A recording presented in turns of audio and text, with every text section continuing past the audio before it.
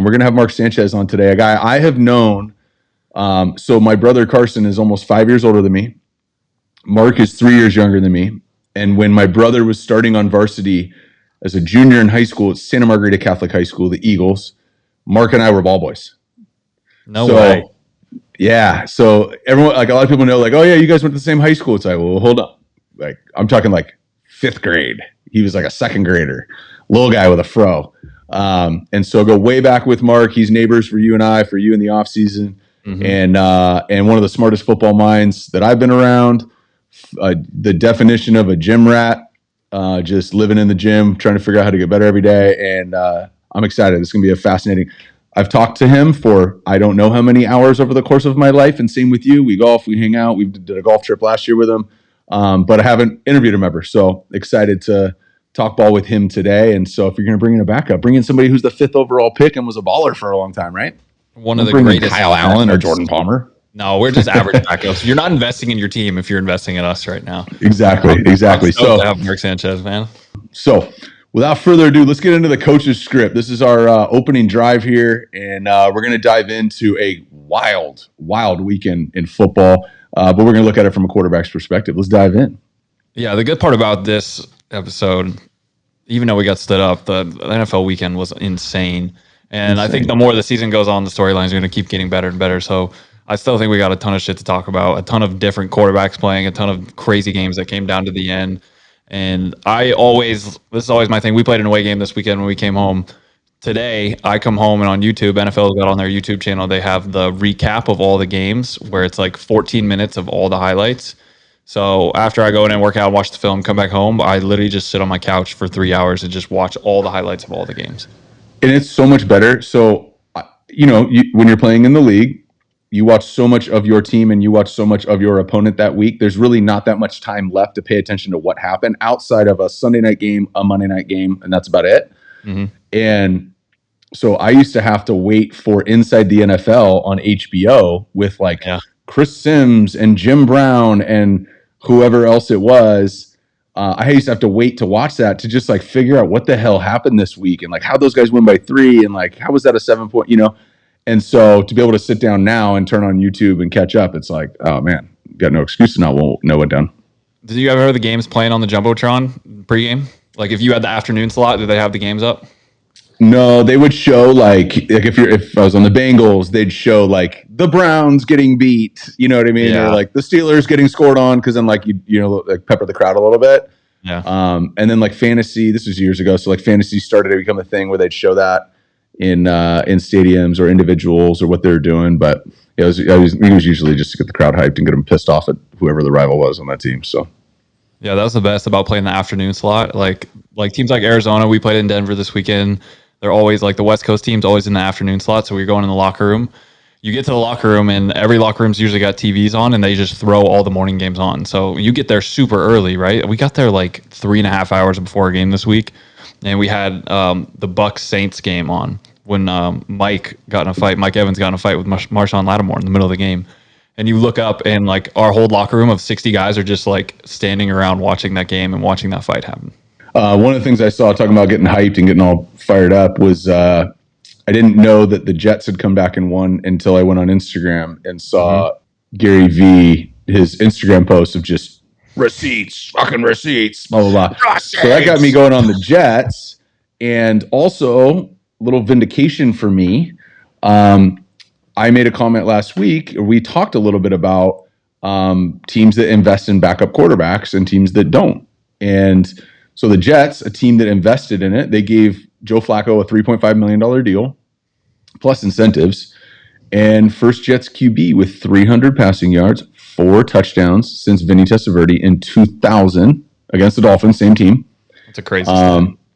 And came back and played great. Came back and beat the Browns. It was a pretty crazy day. And there you go. There's a backup veteran guy who came in and saved the day. Yeah, he played great. And that was another thing. Those games were on in the morning when we were watching, and everyone was watching that game. But it was just like we talked about last week. Even investing in your backup right here, a $3.5 million deal in a backup. When it comes down to the cap and all that, a $3.5 million deal to a backup is probably what should be the standard for a backup, unless you're paying like a rookie or something. But to invest that amount of money in a guy who we talked about it week 1 on our show about Joe, who I said that I threw deep on him. I think he could still be a starting quarterback in this league.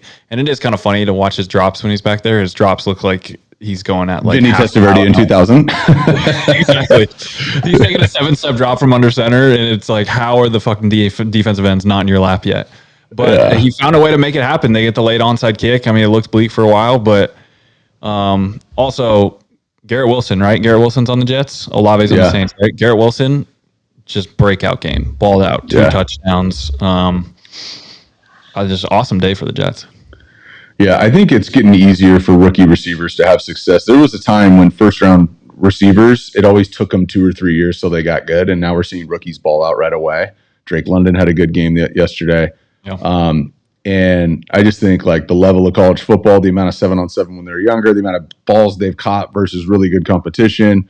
You know, Garrett Wilson every single day at Ohio State for whatever 3-4 years went against a really good corner, whether that guy's a starter in the league, like Marshawn Lattimore from Ohio State, or he's like going to be a gunner in the league, or he's not going to make it to the league, but he still starts at OSU. Like, I just think they're just ready. And so these young, talented receivers are just balling early, and Garrett Wilson's going to be a star. And excited to see him when Zach Wilson gets back, just because Zach can manipulate the pocket so much differently than Joe. He can buy time. He can push the ball down the field. He can throw from on the run, all that stuff. So I'm excited to see what this Jets offense looks like when they get to all play together for a month or so. Because, I mean, with Zach Wilson's injury, I mean, for a young quarterback with a new system, I think the most important time in the year is that month before the season starts. And that's literally where he went out, is he missed the 3 preseason games and that type to develop. And so that's going to cause everybody to take a step back. But early in the season too, I think the early in the season, first couple games for a quarterback, I think, the training camp and preseason, like that last month leading up, you can get as many reps as you want, but there's nothing like those like first 3 games of really figuring out who you are as an offense. I say this every year. I feel like in training camp and over the summer, like I've had no clue whether the team I was going to be on was going to be really good or really bad. Some years I've thought we'd be really bad, and we ended up being great. And a lot of years I come into the season thinking we might have a shot at this, and we go 5 and whatever, So I think like you kind of figure out who you are in those first couple of weeks, and I think we're feeling some of those growing pains here at the Texans too. You're just trying to figure out your identity as an offense and who you are. And I think Zach Wilson is just such a different quarterback than Flacco, so they're going to have to figure that out in those weeks when he comes back. Yeah, totally. Another team's got to figure it out is the San Francisco 49ers. Out goes Trey Lance. Bummer. Looks like the same injury you had 2 years ago. Yeah, tough. Looks like a tib fib. I don't know the latest. And obviously had surgery. Super bummer. It's interesting. There's going to be a huge debate. Did the Niners dodge a bullet? You know what I mean? And does Jimmy go in and roll? I'm just bummed for Trey because, this was set up really well for him to have a great kind of second year campaign. I know the work that guy put in, and as good a dude as there is, one of just one of the best energy dudes I've been around, especially out of young guys.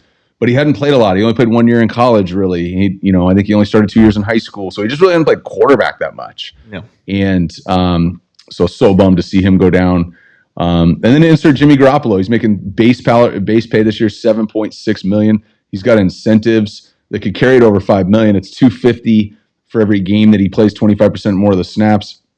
If he wins that game, it goes to $350. So it ends up being $5 to almost $6.5 million in incentives that he can make, which, and I think this is a contract year. I'm pretty sure he's unrestricted after this. So he's got a defense that, I don't know, we got to give it a month or two, but like, we might say this is the best defense in the league. We might say this is the second or third, but they are not the 10th or lower best defense in the league. Close. So when you have that run game, Brandon Ayuk's poised for a breakout year.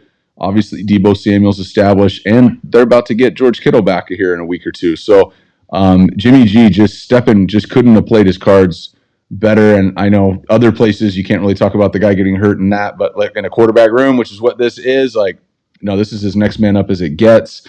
It's a super bummer when dudes get hurt. Like I said, you literally just had the same injury 2 years ago. That's a couple weeks apart from Dak having the same injury. Yeah. And so it's a super bummer, but you sign up for it. and you get paid either way. So I think thinking back to our takes the other week on it, right? We were saying, what's Jimmy to do when Dak went down early in the season, right? Is it better for Jimmy to go to Dallas? Is it better for Dallas to have Jimmy? Is it better for the 49ers to keep Jimmy? And I don't remember the conclusion we came to, but this is like best case scenario for Jimmy. Obviously, Trey's our guy. Like, sucks for Trey, but like for Jimmy to step in, and it sucks he had to take a pay cut, whatever. But he's an unrestricted free agent after this year. This roster is built to win right now. Everyone's talking about it. The defense is built to win. The offense, once Kittle comes back, they re-sign Debo Samuel. They're built to win. And for whatever reason, for whatever hate that Jimmy gets, which I don't get, I told you before the show, like, I'm a huge, like, secret fan of Jimmy G. I think he's a baller, and I think he's super underrated. And for whatever reason, him and Kyle Shanahan just work well together. I don't know what it is. He just executes the game plan. He knows what Kyle's trying to do. He gets the ball out. He doesn't make too many mistakes. He hasn't made the big play all the time, but he's got them to where they need to be. And you're looking at his salary right there, 7.6 with 5 in incentives, whatever. It can be up to 14 million. Like, that is an absolute steal for a guy who's been to 2 NFC championships and a Super Bowl. And another guy who stepped up big. And I got a little flack for this on social because I talked about how the Dallas Cowboys have not invested in a backup quarterback, and they haven't. My take on it is you're either investing or you're gambling, one of the two. Cooper Rush going into the start the other day versus the Bengals, of which he won and played winning football at home. He had one career start and he won it and he played well, but like one career start. And so Cooper Rush, I think we're at a point where the Jones family is so caught up on being right. And I think ever since he found Jerry Jones found Tony Romo, and then he became he's been chasing it, right? The 4th round pick, Dak Prescott comes in. They look like geniuses. They haven't drafted a quarterback. I mean, maybe they took Ben DiNucci. I don't know if he was drafted or not. If he was, it was probably a 6th or 7th round pick. They tried that. Cooper was undrafted. Oh, he was? I thought he was like a 5th round pick. Maybe he was. Okay. So, but let's say he's a 5th round pick. Right. They haven't drafted a quarterback. You don't draft your 2 in the 5th round. You draft a potential project who could potentially turn into something in the 5th round. So, I mean, 4th and up is when you start going like, hey, this guy might need to be our 2 right away. Even when they drafted Dak Prescott, though, he's a 4th round pick. Mm-hmm. He was the 3. Tony Romo gets hurt in a preseason game. Kellen Moore breaks his ankle in practice, then comes in Dak Prescott. He was the 3 going into the season. So, I mean, he's got 2 preseason games to go, sitting here going, I'm not even suiting up this year.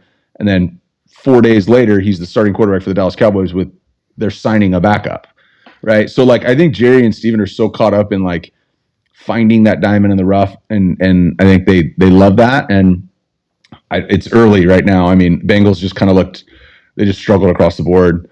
Yeah. But Cooper Rush might be that guy who can come in, and he already won 1. Can he come in and win a couple? And also, when you think about it from the Cowboys' perspective, like, people are getting mad at you on social, and they didn't invest in a backup quarterback. They cut Cooper Rush after the preseason. They cut Cooper. Yeah. They cut Will Grier. They were the only team in the NFL to have 1 quarterback on their roster after the preseason. Now, obviously, there was some type of roster move where they needed to put a guy on IR or something. They had to, like, make something shake, but at that point, he could go sign with any other team, you know? And so when you're looking at the backup quarterback situation, I remember seeing that one day and I was like, what the hell is going on? They literally had Dak as the only quarterback on their roster. So they're rolling the dice regardless on that. Yeah. His base salary is 27% of what the Jets are paying Flacco. And it's 14% of what the 49ers are paying Jimmy G. And so do you think the 49ers feel like they're paying Jimmy G too much just to back up and come? Absolutely not. No. And Cooper Rush, $1.9 million on a 2-year deal, of which probably nothing's guaranteed. Yeah, and so it's $1 million a year basically, and the cap is whatever it is. So you look at those names though too. I mean, the Flacco one, 27% of Flacco's deal, like, that one kind of sticks out to me, you know, because Flacco is just kind of on the last leg, and I still think he's a great player, but Cooper's young. You'd think you'd be making similar money to what Flacco's making. And then, I mean, the Jimmy one makes sense to me, though. You know, like, I would pay, I mean, it sucks to pay Jimmy a lot of money to be your backup, but Jimmy should be a starter somewhere. Yeah, absolutely. And I mean, fast forward 5 months and he is somewhere. So next up, you know what time it is, Kyle? What time is it? Tua time. Tua time. Tua time. It's about time Let's for talk a little Tua time. bit Tua, more specifically Tagovailoa time. For those of you who thought I was talking about maybe a different Tua. Man, I'm fired up for this guy. I met him Elite 11 regional. He was a sophomore, and it was either Willie McGinnis or somebody who was there was like, "Hey, you got to meet this little Hawaiian kid, Lefty. You'll love him." Is that Willie McGinnis? And no, Willie's like a deeper voice like this. Willie's like Whose voice? grown ass man. That was I'm not really sure who told me that, but somebody set it up. He was about the same size as he is today. Threw it the same way.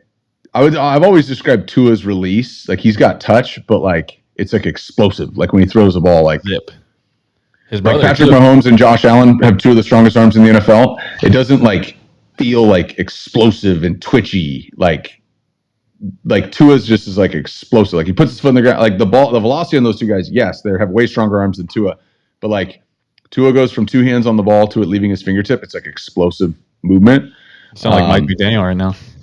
I keep hearing about him on social. I've never seen an interview. I've never met the guy. I kind of have no idea. Dude. He's so good. Yeah. He's just like kind of nerdy, but he like buys into it. You know, he doesn't like try and shy away from it. So it's so funny. And then he called Tua the most accurate quarterback he's ever seen. And then Tyreek Hill backed it up. Tyreek, I was gonna say, okay, I thought Tyreek said that too. I was like, yeah, Tyreek did that on Jake Paul's podcast. Yeah.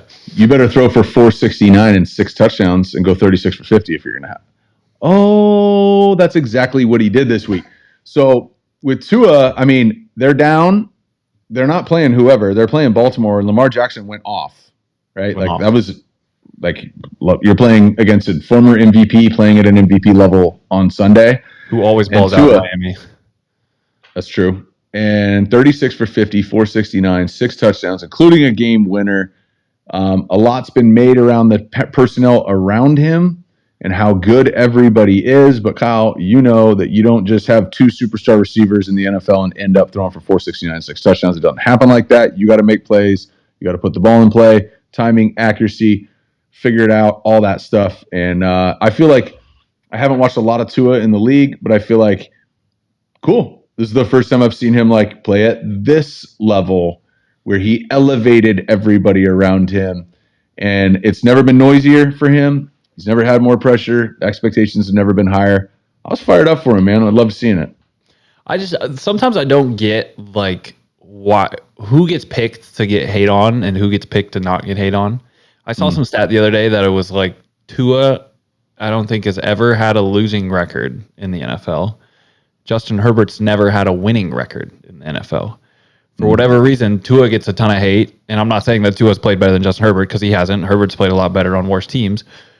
But just the fact that Tua doesn't have it is not good, that they need to move on from him. He's 15-8 as a starter. He throws for 470 yards and wins the game for him. I don't understand like where the hate comes from sometimes. Yeah. I think it's I don't have an answer. But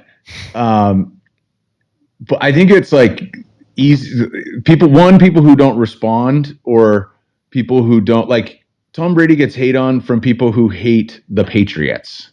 You know what I mean? But like everyone respects it. And a lot of people don't like Aaron Rodgers, but everybody respects it. With Tua, they've also not respected it, right?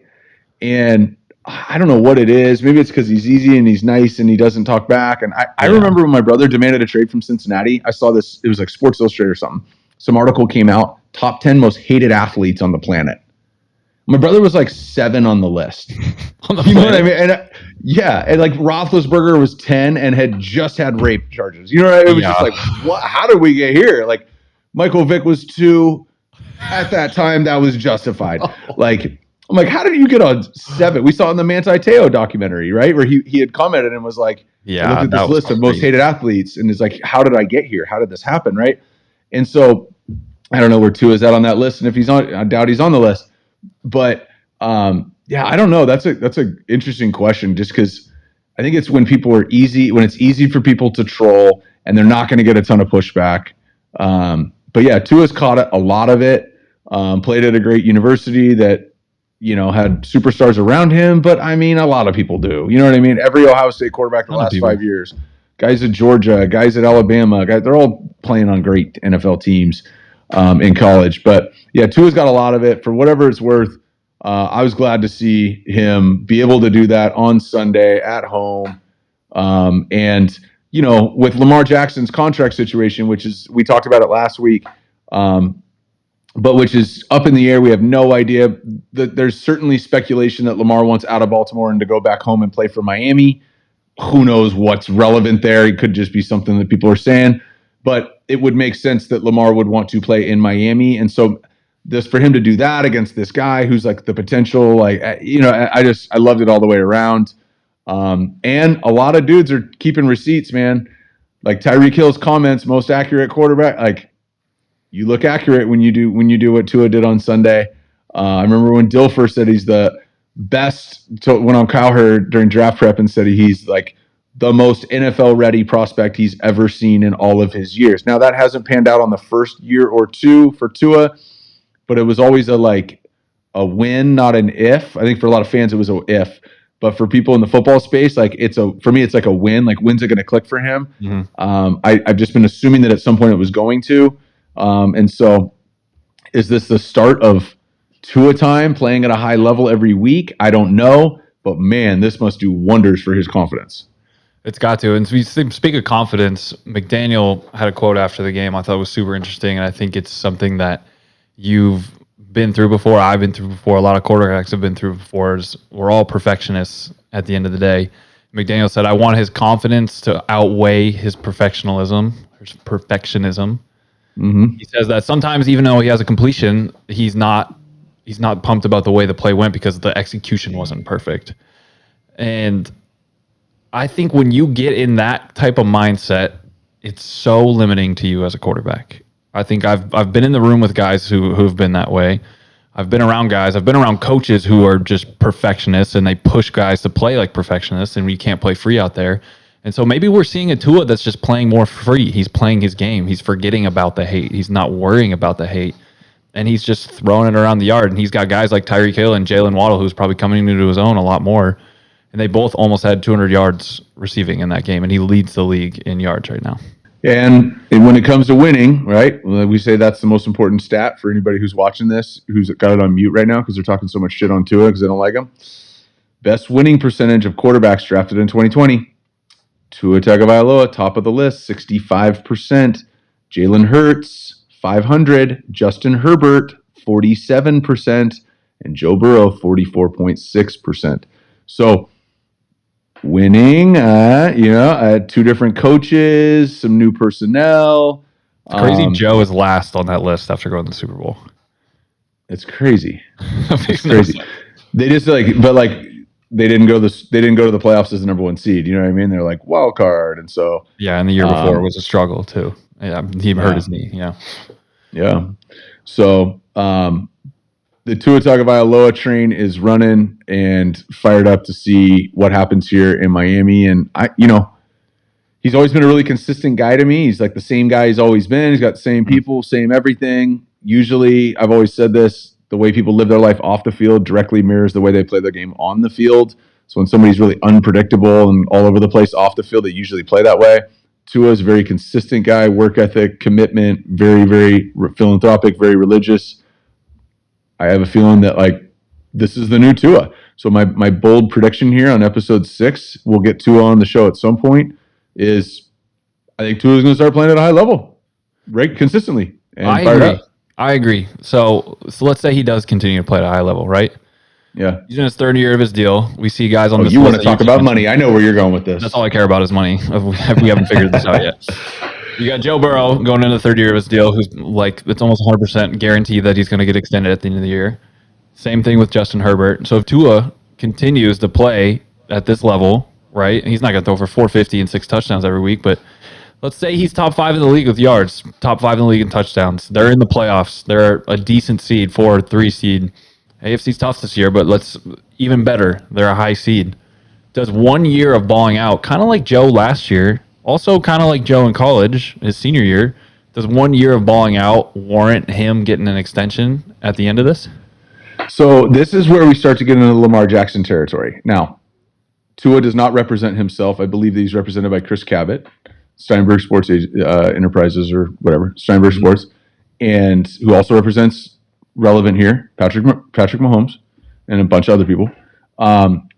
Is can they position them Tua with the Dolphins of like, we're not playing without a contract, right? Like I don't know, and it's early, but let's play out. Tua is top 5 in yards, top 5 in completion percentage, and they make it to the playoffs. Just say make it to the playoffs. Who cares if they win a game, right? So turn around, things are going well. Here's our guy. We're not drafting anybody. We're not gonna go get Jimmy G. Like, we're not gonna do that, right? If that's the case, like, if Miami doesn't think they have to pay him, and Tua's a real nice guy, like, and a real team guy and a real selfless guy, that's Stephen Ross, man. He may say, nope, 1 year. I want to see one more. And they don't even have to tag him. They don't even have to do any of that stuff. He's a first-round pick. They really got him for 5. They just pick up his option. Like, do they do that? Like Lamar, I don't know what the hell's going on with his contract. Yeah. But never at any point did he scrub his social media. Never at any point did he like not show up and say, I'm not showing up until Kyler Murray did that. Right? Like Kyler Murray did it, got paid, and it worked. Right? So like, can Tua do that? Because otherwise I see this as a congratulations on a great year. We see you as being a big part of this team, and we would love to pick up these negotiations at the end of next year. I mean, if you're his agent though, like, and you don't push him with everything in his power to not do that, like, it's literally like year 3, like we saw Josh's year 3, right? Year 3 is the year, if you're a first round quarterback, where you need to have your best year if you want that deal. And so if it happens and you're his agent and you don't push him like hell to do that, and I still don't understand the Lamar situation. Lamar situation is crazy to me. If he ends up playing on the tag next year, that would be the craziest thing ever. Crazy. But you got to push him to do that. Like, if I'm Tua, like, I'm calling him, you know? I agree. So let's see how this plays out. But my prediction, Tua has a really good year. Top 5 in the main categories? I don't know, because we got some really good players just on the AFC alone. Yeah. It's unbelievable. But how does this shake up the AFC, by the way, if Tua plays at a top 5 statistical level? Because we name all these starting quarterbacks in the AFC all offseason, right? Everyone's talking about it. You got Josh, you got Pat, you got Deshaun, you got Russell now. You know what I mean? On and on and on and on and on. You got all these dudes in there. You got Herbert, Burrow, all these guys in the AFC. Nobody at any point said Tua's name. Never. So, but like, now you got to add him in. And then what does that do to the AFC East, right? We know it's Buffalo's division to lose, but you know, they handled business versus New England last year. New England looks like they're struggling a little bit early. And who knows what the Jets will be when they come back. So this is going to be it's going to have an effect on the league, how Tua continues to grow and the level that he ends up playing at. And, but nonetheless, fired up to see him be able to have some success like that in the league. Like, go over to put a team on his back and win a game. It was cool. All right, let's get into a little different story here. I don't know if you saw this. This is college football. So Notre Dame loses starting quarterback, the guy that won the quarterback competition this year, Tyler Buckner, San Diego kid, and really good player. Insert Drew Pine. Been around Drew a lot, but comes in, plays well, goes 7 for 12, 47 yards in the first half, and then stumbles a little bit and just gets smoked by his coach. It becomes a meme. Jump on. Coach wants you on the headset. Jumps on the headset, and then they got video of the coach, him just wearing it. It's Tommy Reese just laying into him on the sideline. I don't know if you ever had anything like. I mean, you played for some guys now, and we've shared a couple coaches too. You ever had anything like that? You ever seen anything like that? I've seen it. I've had it before. Not during a game. I've had it before in off-season and practices where they lay into you, but not during a game like that. And when I saw this from Tommy Reese, especially Tommy Reese, let's not forget who Tommy Reese was, right? Tommy Reese, former Notre Dame, probably like, you could call him legend at Notre Dame quarterback. He won a lot of games for Notre Dame. It's the reason why he's the OC there, because he played quarterback there for however many years. But he was there in the early Brian Kelly era. And Brian Kelly would lay into him every single fucking game on the sidelines. Lay into him. And I remember, because this is around the time when I was getting recruited, my dad would say, I would never want you to play for a coach like that. That is unbelievable. And so I think Tommy Rees has a little bit of PTSD from his Brian Kelly days of getting laid into.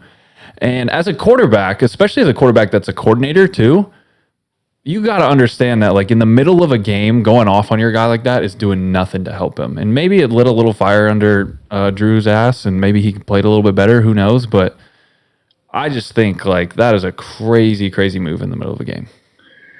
I would say this, like, it's crazy. I wouldn't want to play for a coach like that, or I wouldn't want to play for a coach who feels like that's how they need to communicate with me, is a better way to say it. And look, tempers, moments, pressure, I get it, right?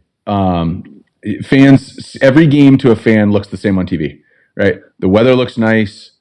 You know what I mean? It's like just loud enough where I can hear the crowd noise. I have no context for how loud that is. So what's happening on the sideline, it gets heated. It's crazy now the way that everybody's mic'd up and everybody's, everything is recorded. And so I think people have gotten used to that, and they've started to control themselves, because I feel like shit talking has, like, definitely mellowed out now that you can actually get in trouble for something you said to another player, which is crazy. But we saw it in the preseason. I mean, Desmond Ridder a couple times in preseason is coming off the sideline, and Arthur Smith is wearing him out. Yeah, he was. But Arthur Smith's like, he made a comment, something along the lines of, like, Desmond can be coached like that. Desmond responds well to that. So I think if the coach knows how to get the best out of his player and deems that that's what's warranted, then go for it. Yeah. But if that's just how I coach and this guy's got to learn how to deal with it, then we got an ego issue. Yeah, I agree. And I mean, as I'm a coach, I got to do whatever I can to get the best out of the guy that I'm working with. And I'm not in the environment where I yell and raise my voice, because it's not a high energy, heated, environment. But certainly there's guys where I need to show it to them. Some guys I need to explain it. Some guys I gotta, like, hey, let's get going. Like, so it varies. I just think it's a coach's job to meet that player where they're at. And that's why this is a potential pass for Tommy Rees, because if that's what Drew Pine responds to, and I think the actual quote was something along the lines of, like, hold on, we got it right here. It was, do your effing job. The whole effing team's counting on you. Now effing step it up. Right. So, like, I only drop F-bombs on our show if it's, like, my own natural words. Otherwise, when I quote it, I just say effing. Hey, by the way, side note story.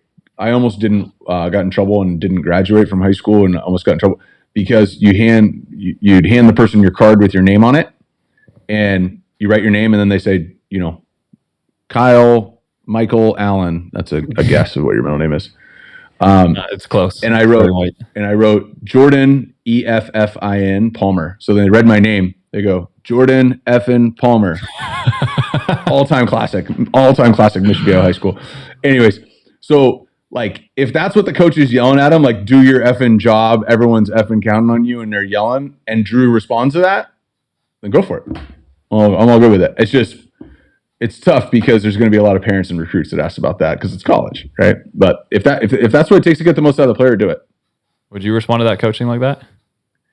I don't like that. Yeah, I just don't like negative. I want to be moved towards something. I played. My high school coach was, hey, big opportunity tonight. Don't screw this up.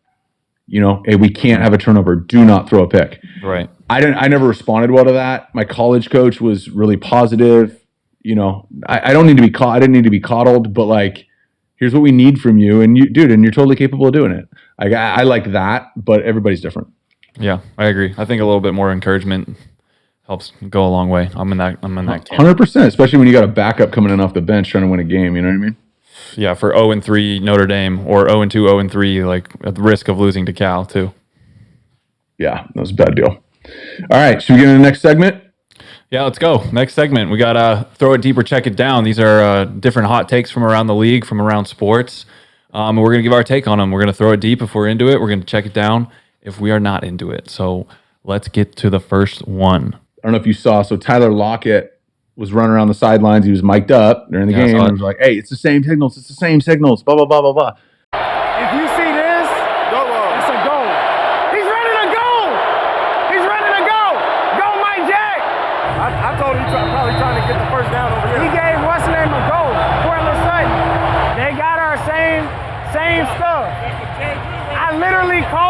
when he did this, it's chalk. So throw it deeper, check it down. Russell Wilson should have changed all of his signals. No carryover, no consistent communication. He's known from the day he signed his contract with the Denver Broncos that who the week one opponent was. Throw it deeper, check it down. Russ should have changed all of his signals. I mean, I'll throw it deep. I think he should have changed all the signals for sure. But also at the same time, you've seen it. You have guys on staff on every NFL team that are literally just there to watch the TV copy and pick up cadence and pick up signals and do all that crap. And at the end of the day, how much does that really matter? You know, like how much are you getting? I think there was only like a couple games where I knew signals that it helped me. Sometimes on defense, actually, this isn't even an offensive thing. On defenses don't even have code names for their coverages. The safeties will be on, hey, sky, or they'll be like, hey, cloud this side, cloud, like out loud in the middle of the game. And you're like, this can't be true. And then they go out and they run cover 2 or they're skying the cover 3. So there's layers to it. You know, I mean, it would probably be smart if you're playing your old team the first week to have some new signals. But at the same time, it's not the differentiating factor in the game. It's they fumbled on the 1 yard line twice. Yeah. So I'm checking it down because you only have to change a couple. Right. So as a backup quarterback in the league, I one of my main jobs was to steal signals. I would go through on Monday and Tuesday. I would look at whatever was presented. If they were lined up in a double mug and you got 2-3 techniques, both linebackers are in the A gap and quarterback checks out of it. And this guy does this and they all of a sudden run Tampa 2. As soon as I see that 2 or 3 times on tape, I'm writing that down. I'm presenting that to the group. Then if I see that, and now there was a 2 or 3 year run in Cincinnati, we did a lot of no huddle.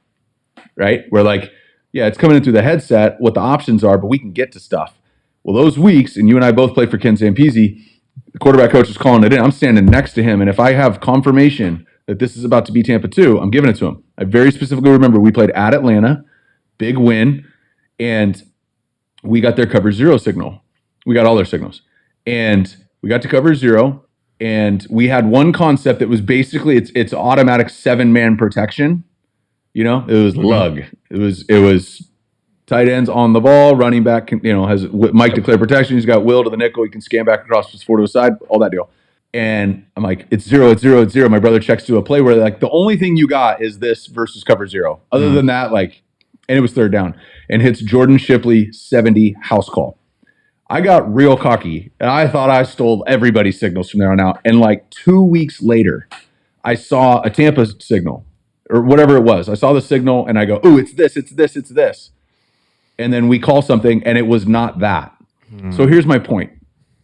If you just change like 10% of your signals, Lockett's sitting there going, let's say Russ goes like this, like, here, there's a day old one, right? Like this is smash, right? Let's say that Lockett runs over, goes, it's smash, and it's not smash. He's in a second game. Never mind. So you played against guys where like this guy was just on our team 3 weeks ago. Yeah. Right. Or like a big divisional opponent and they pluck somebody off practice squad. Right. Come in, we're going to steal the signals and all that stuff. Like we've seen that a bunch. And that's always been the conversation. Change like 10 to 20% of your signals. The most obvious signal that the other team knows, change that one. Poof. They're going to second guess everything. So smart. I'm checking that down. You don't need to change everything. But at the same time, like new team, get some, I don't know. I mean, at least against your own team, week 1, change a couple of them. What's funny, playing guys that like were on teams the week before. I think it was my second year in Carolina. The last week of the season, we were playing the Saints. The game didn't really mean anything, but one of the Saints players got cut, and I think we needed like a practice squad guy spot, and so he came and signed with us. I don't remember his name, and even if I did, I wouldn't say it. But he still had the iPad from the Saints. Ooh. Or how I don't even know how he had it because it's like a $10,000 fine if you have it. And it's like Thursday, and that's a real number, by the way. $10,000 fine. Yeah, it's a $10,000 fine if you lose just the iPad. No, that's real. And he had the Saints like practice clips from that week on the iPad. Like this is their blitz they're gonna run versus this on 3rd down, and we ended up losing like 42-3, so it didn't matter. Crazy. Sometimes it bees like that. It's a lot of times it bees like that. All right, next one. Kyler Murray. This was actually quoted in a scouting report somewhere. Said Kyler Murray runs like a toddler that just stole their parents' phone. You could say Kyler Murray runs like a lot of things. That's a pretty solid one. We used to call him in Washington when we played them, our motto that week was get to the gingerbread man. Don't let the gingerbread man out. That's what Rivera would say. Murray running out of time, on the move, coming back this way. Dancing and looking and directing traffic, and look at the length of this play. Murray to the 10, to the 5, and he's going to convert it. That's unbelievable. So, I'm throwing it deep. He runs literally like I've never seen anyone run before. But I don't know if a toddler is that fast. I'm throwing it deep too. He's one of my favorite guys to watch right now. I mean, last week, the Raider game, I was just bananas. But I was dying when I saw this. That's exactly what he runs like. The head bob, the little arms. He's little, but he can change direction with the best of them. Stop, start. He's at full speed in 2 steps. He runs like the fastest toddler in the history of toddlers. And I have a couple of toddlers running around my house, and they certainly don't run like that. And one's birthday today. Hey, happy birthday, Reese. Happy birthday, Reese. Big 4th birthday. He runs with his arms behind him because that's how the Power Rangers ran in the original. We watched Power Rangers. We watched the original Power Rangers when I was a kid. And sometimes that's how they run. So that's how Reese runs, arms behind him. Just head down. He's like a Rolls Royce, like a little like thing on the front of a Rolls Royce. There's like wings behind him. That's Reese Man's.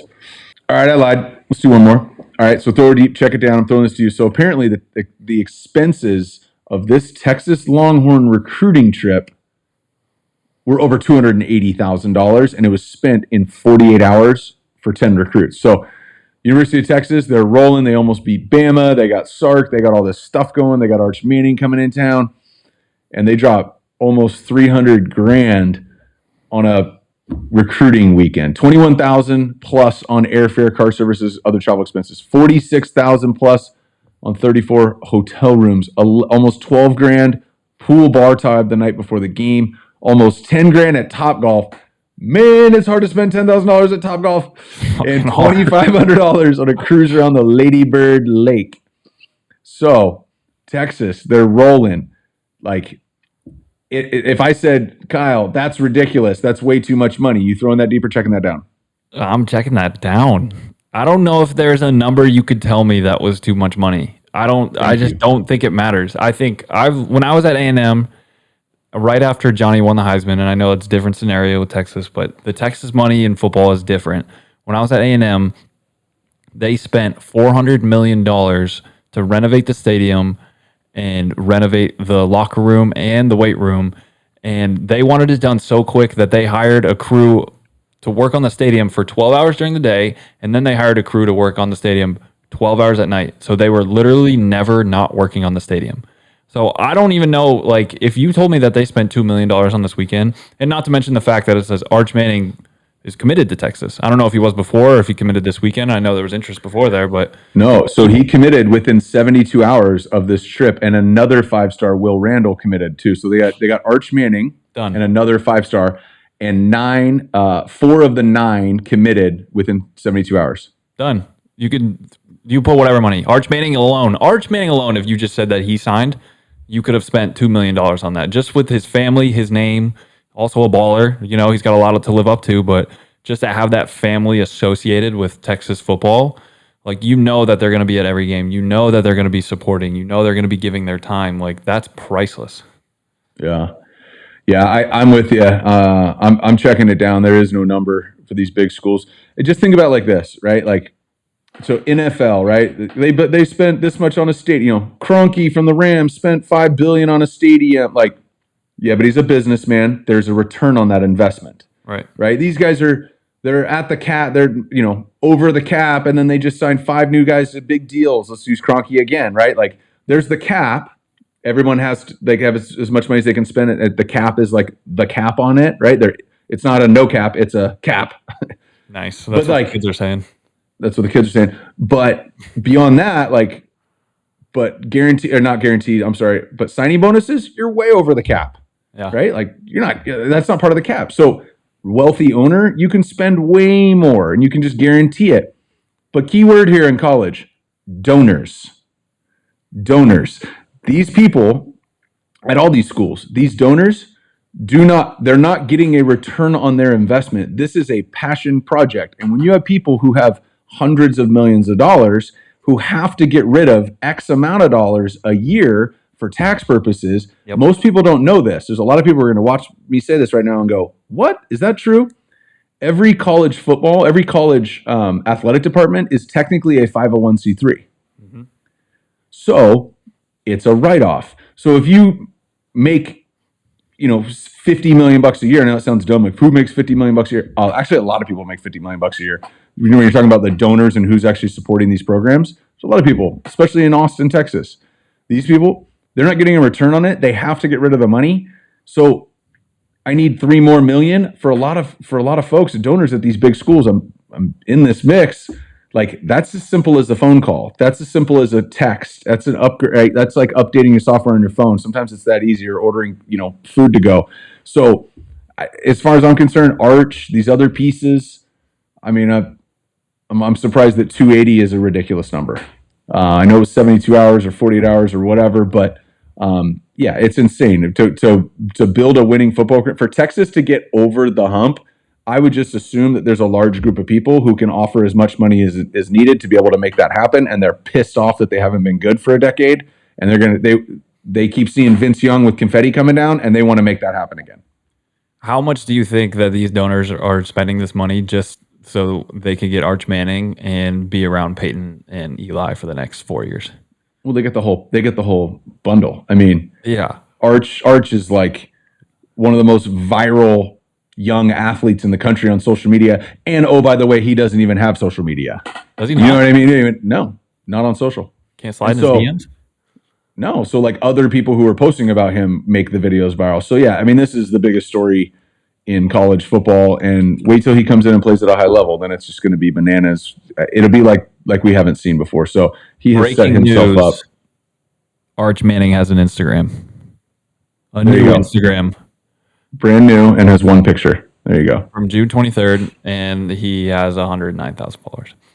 There you go. So, and his first post, by the way, Texas commit. So for him, it's look, once you commit somewhere, I've been a part of this. These guys, man, they're recruiting quick. Hey, I just committed to Georgia. He's calling wide receivers. He's at a 7-on-7 tournament recruiting. Like, that's what these guys do. It's what you would do. Put yourself in this position right now. You probably did that. You did do that. You got Christian Kirk to go to Texas A&M. Jeff Banks gave me a list when I went to like this rivals camp. He gave me a list of like 16 guys and said, these are the guys we're looking at. Go recruit them. Yes, sir. So there you go. And now with social, you can totally, slide into somebody's DMs and start going, hey, dude, we're really building something over here. You got to come check it out. Do you think like this money that they're spending on these trips, like, are they just giving any of the money to the players? Do you think they're just like throwing them 20 grand? Like, are they allowed to do that, or they have to have something like in return for the money? I think they have to have a reason. I'm not an NIL expert. I think they have to have a reason. They have to, I think what teams can do. I'm not throwing an indictment on University of Texas. I have no idea what UT is doing, but yeah, to be able to say this is how much you can make when you come here, and we promise. Like, I would assume that that's what's happening on every recruiting trip. We need to bring an NIL lawyer on here. Ooh, I got a good guy. I just don't know if he would go on camera, but like, I got a guy who's like in the know. Blur his face out like one of those crimes. Called out. Yeah, we could do the like, how they do it is what they do. I've seen kids get deals for $10 million.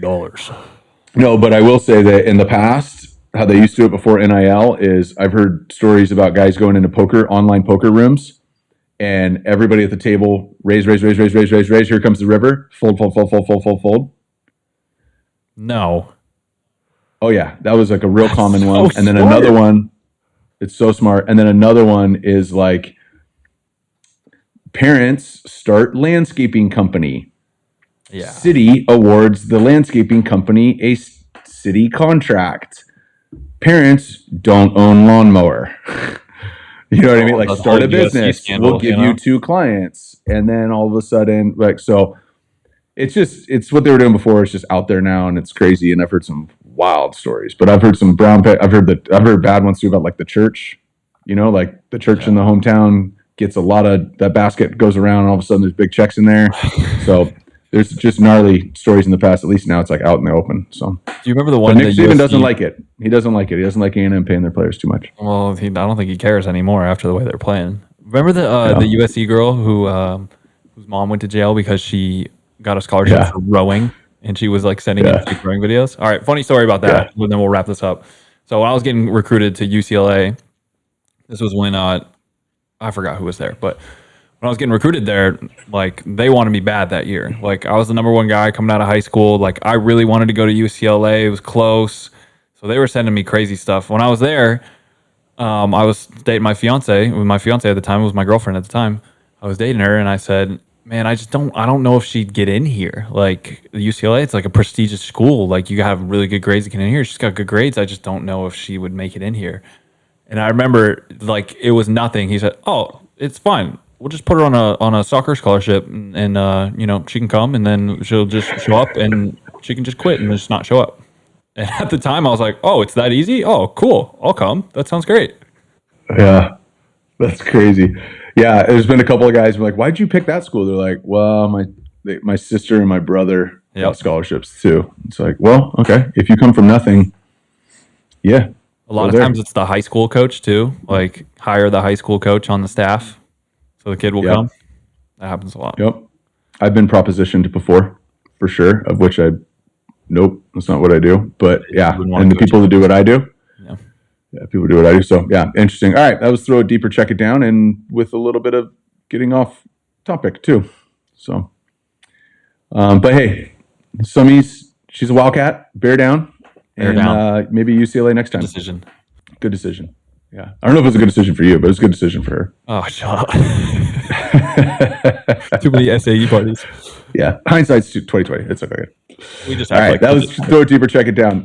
Let's get in this interview. All right. So we mentioned in the beginning, man, we got stood up last second. All good. Leaving it at that. But we got a great fill-in.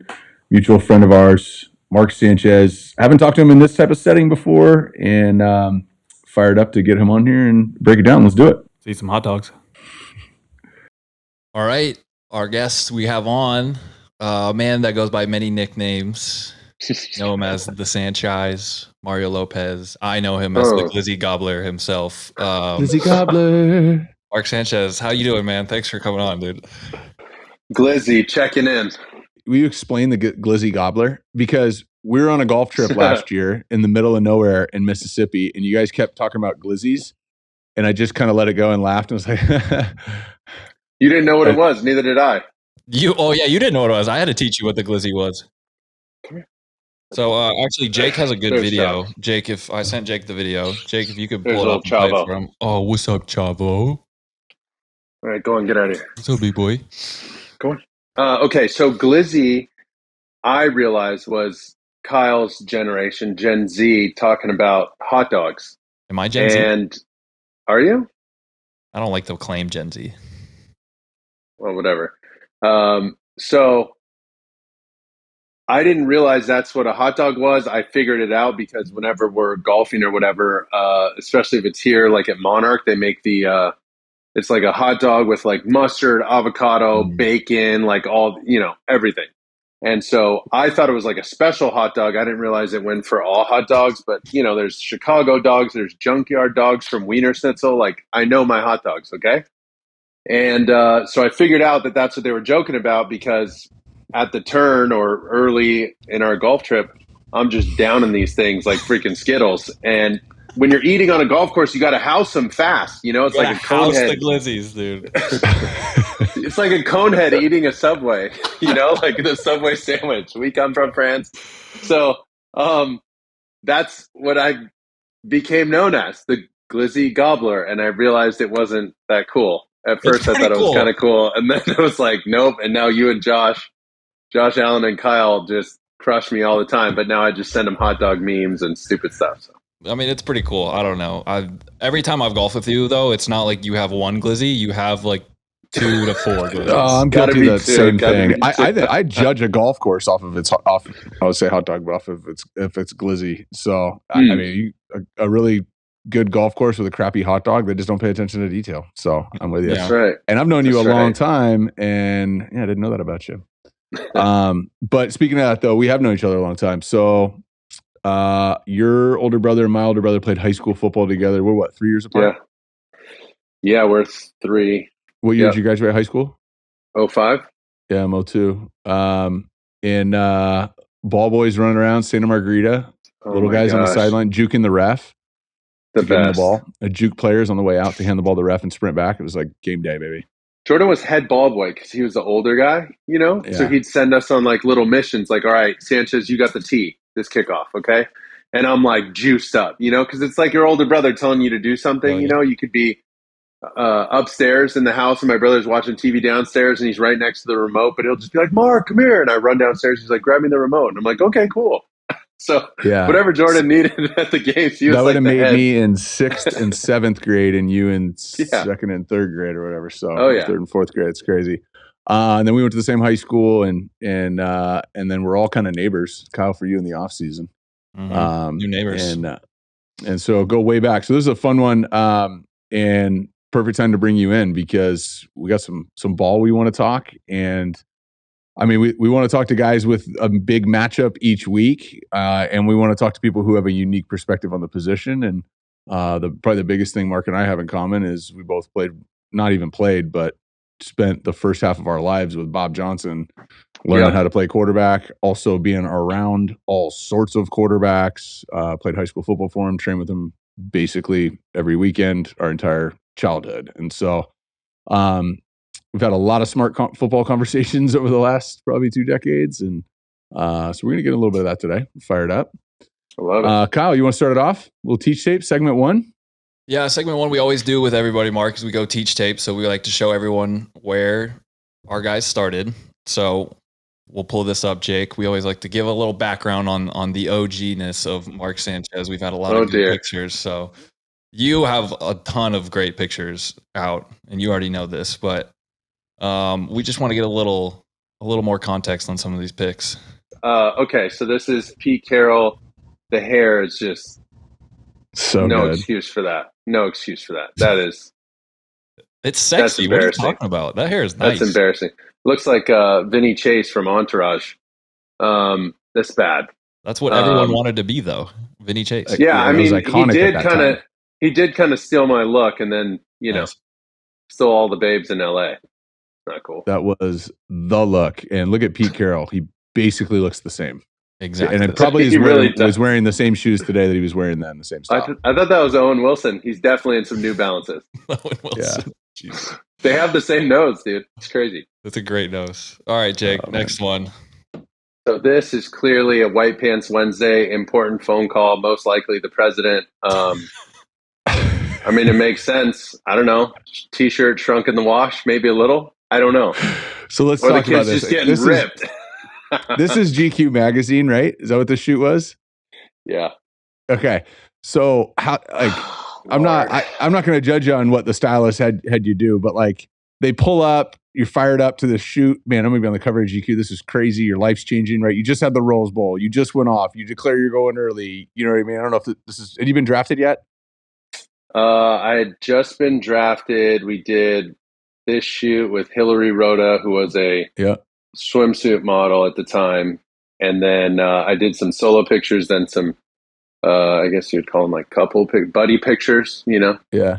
So all this is happening, like, and you just got the 5th pick, and you're now a multimillionaire, and you probably just bought your house. Like, and so you show up to this GQ shoot, right? And you're like, oh my God, this is so sick. This, like, I'm not talking shit right now at this point. I'm like, this is pretty awesome. Not yet. And then this person wheels out and goes, all right, here's what we're going to do with this. What was your reaction when you're like, that's my shirt, not Hillary's?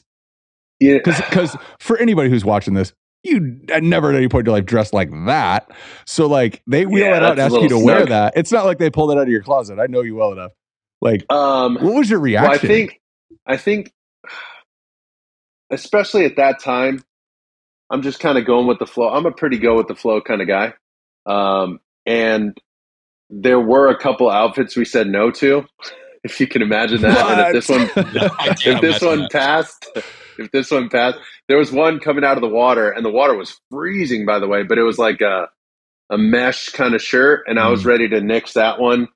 And we kind of went into this like back and forth negotiation. Like, are you going with that one or this one? And I was like, why do I have to choose between these two crappy options? Why can't I just have like They're one good bartering with option? you. Yes. And you know, I'm the quote unquote talent in the shoot, right? And I'm just getting mollywopped by these, you know, stylists and stuff. And they're just like, yeah, but you got to do this, and this is kind of fashion forward, and this, and you know, we'll compromise on that. And then by the end, I was just like, whatever, dude, whatever. You guys know what you're doing, apparently. And yeah. So. Did you catch a bunch of shit when you went into New York right after Oh this? God. Well, a lot of it was pretty tasteful. The little exposed midriff, that was silly. But I feel like the shirt off one, you know, running like the David Hasselhoff one, that one was Bart Scott from the Jets put that everywhere. Every TV in the building, and there's like 500 TVs in the building. So it was just on everything. And so I couldn't really escape it. But it was, you know, it became one of those things that guys laughed at. I laughed at it as well. And then they were cool. Like, they're like, we get it, dude. You're in a really unique position. Capitalize on it and have fun with it. And I think if I would have got like mad about them joking about it, then they might not have accepted it as well. But weird. It was cool. Yeah, I don't think there's a lot of guys who could pull that off. Like, not only that look, but then being able to take all the heat afterwards. I think, like, if anyone was going to do the GQ shoot, you were perfect for it. My man, thank you. You also shaved chest there too. That phase, like quarterbacks that were like flashy, were just wearing like nice suits. Like, it wasn't as fashion forward as right now. You know what I mean? Right. Like, oh yeah. I mean, no. look at what. I mean, not even just what like style icons are wearing, but like what Joe Burrow is wearing to game. You know what I mean? It's just like it's a thing now. It's super acceptable. Like that. Like it was not at that time. Everybody just wore baggy suits.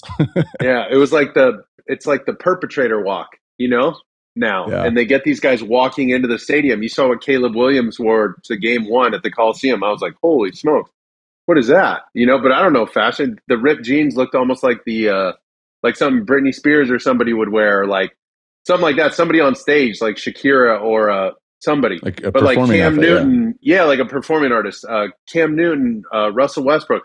Like those guys are, you know, if I'm just like the tip of the iceberg with the midriff, those guys are like, whoa, this is something I would unbelievable, dude. I could never pull that off. And those guys, you know, they know what they're doing. They got a stylist. They're like in it. And so I, you know, never claimed to be, never knew enough about it, but it's really interesting how that's grown. And now it is a thing. You know, you have to have. Now they got 17 games. They got 17 outfits just to get out of the car and get to the stadium. At least, you're right. Yeah, quick Cam Newton story on that. So he would have like these designer brands just send him their collections. So he had I bet. I forgot what brand it was, but he told me he had this brand, like send him the collection for him and like his entire family. And he was like, just send me an invoice and like whatever we keep, like we'll pay for it. And he told me his invoice ended up being $110,000. I believe it. And he was like, he was pissed about it, but it was too late. It's hard to say no once you have it. Yeah. Right. And some people forget, some stuff gets caught up in the shuffle, and boom, that's an extra $500,000. You know what I mean? Like it just adds up, and you're like, oh, why did I keep this orange scarf that I've never worn? You know, that I wore once and then I hung it up. Oh man. So normally when we do teach tape, then we'll pull up some plays from the season. You know, we get mostly active guys on here. You're obviously a legend, but your film was super grainy. It's really old film. It was kind of like watching with Norv Turner, watching the old Phillip Rivers tape. So we got a different throw in here. Jake, if you can pull up that throw. Yeah, old tapes at some point just look like cartoons. It's just a blurry football looking guy. Oh, I got a bone to pick with Jamie. Is that J.O.B.? Did he drop it? Well, is that Jamie like J.O.B.? Jamie O'Brien. Oh yeah, that's my guy. So listen, we did about 20 something takes on this. Okay, I'm like 18 to 20, dude, just dropping dimes. Okay, and I'm feeling pretty good about it because I was really nervous when they first showed me like where it was. People are like, "Oh, this is easy," but there's the elevation element. It was a little windy, and the guy's moving at a different pace than you're kind of used to. Mm-hmm. And sure, you have experience throwing to moving targets and all that, but you're on like a flat field or at least a crown field, so you have a pretty good idea. There's lines, like you've made those throws before, so it's a little different, right? Like a carnival game versus a real game or something, right? So a couple of them, dude, almost like broke his nose. They were so good, like perfect. Just And square he in the like, knee. dude, the ball just jumped on him so fast, like it was like he's trying to catch a rattlesnake or something. Like he just just like loses it at the last second. One of them, he did jump off the board and had like a really nice catch, and it looks like, did he survive the catch? We got the whole Des Bryant Cowboys deal going. It was pretty cool, but he was a great sport. Incredible surfer, bad hands. Yeah, most people are watching this are like, who are you talking about? Jamie O'Brien is a pro surfer, lives on the North Shore, charges it. Gnarly. He's kind of jackass, but he was the first guy to go like, I'm not going to try and go pro and get paid this. I'm just going to start my own YouTube channel. And then it blew up. So who is J.O.B. is a great YouTube follow for sure. His whole crew was incredible. They were first class all the way and funny as heck. Yeah. All right, let's shift over here. QB room. You've been to a bunch of rooms. How many teams you play on? 6 teams. How many years? 10 years. So either way, how many teams it is, that room changes every year. So out of the 10, give us like the top 2 or 3 rooms. Ooh. And when I ask that, I'm not being like, who statistically speaking completed the most balls out of each room? Yeah, no. no. What was the best like rooms? Oh, You and I have shared a couple of teammates, I think. I know one in particular. wait, where are you going? Who? Old man. Brunel? Yeah, Brew. I was a rookie with Brew.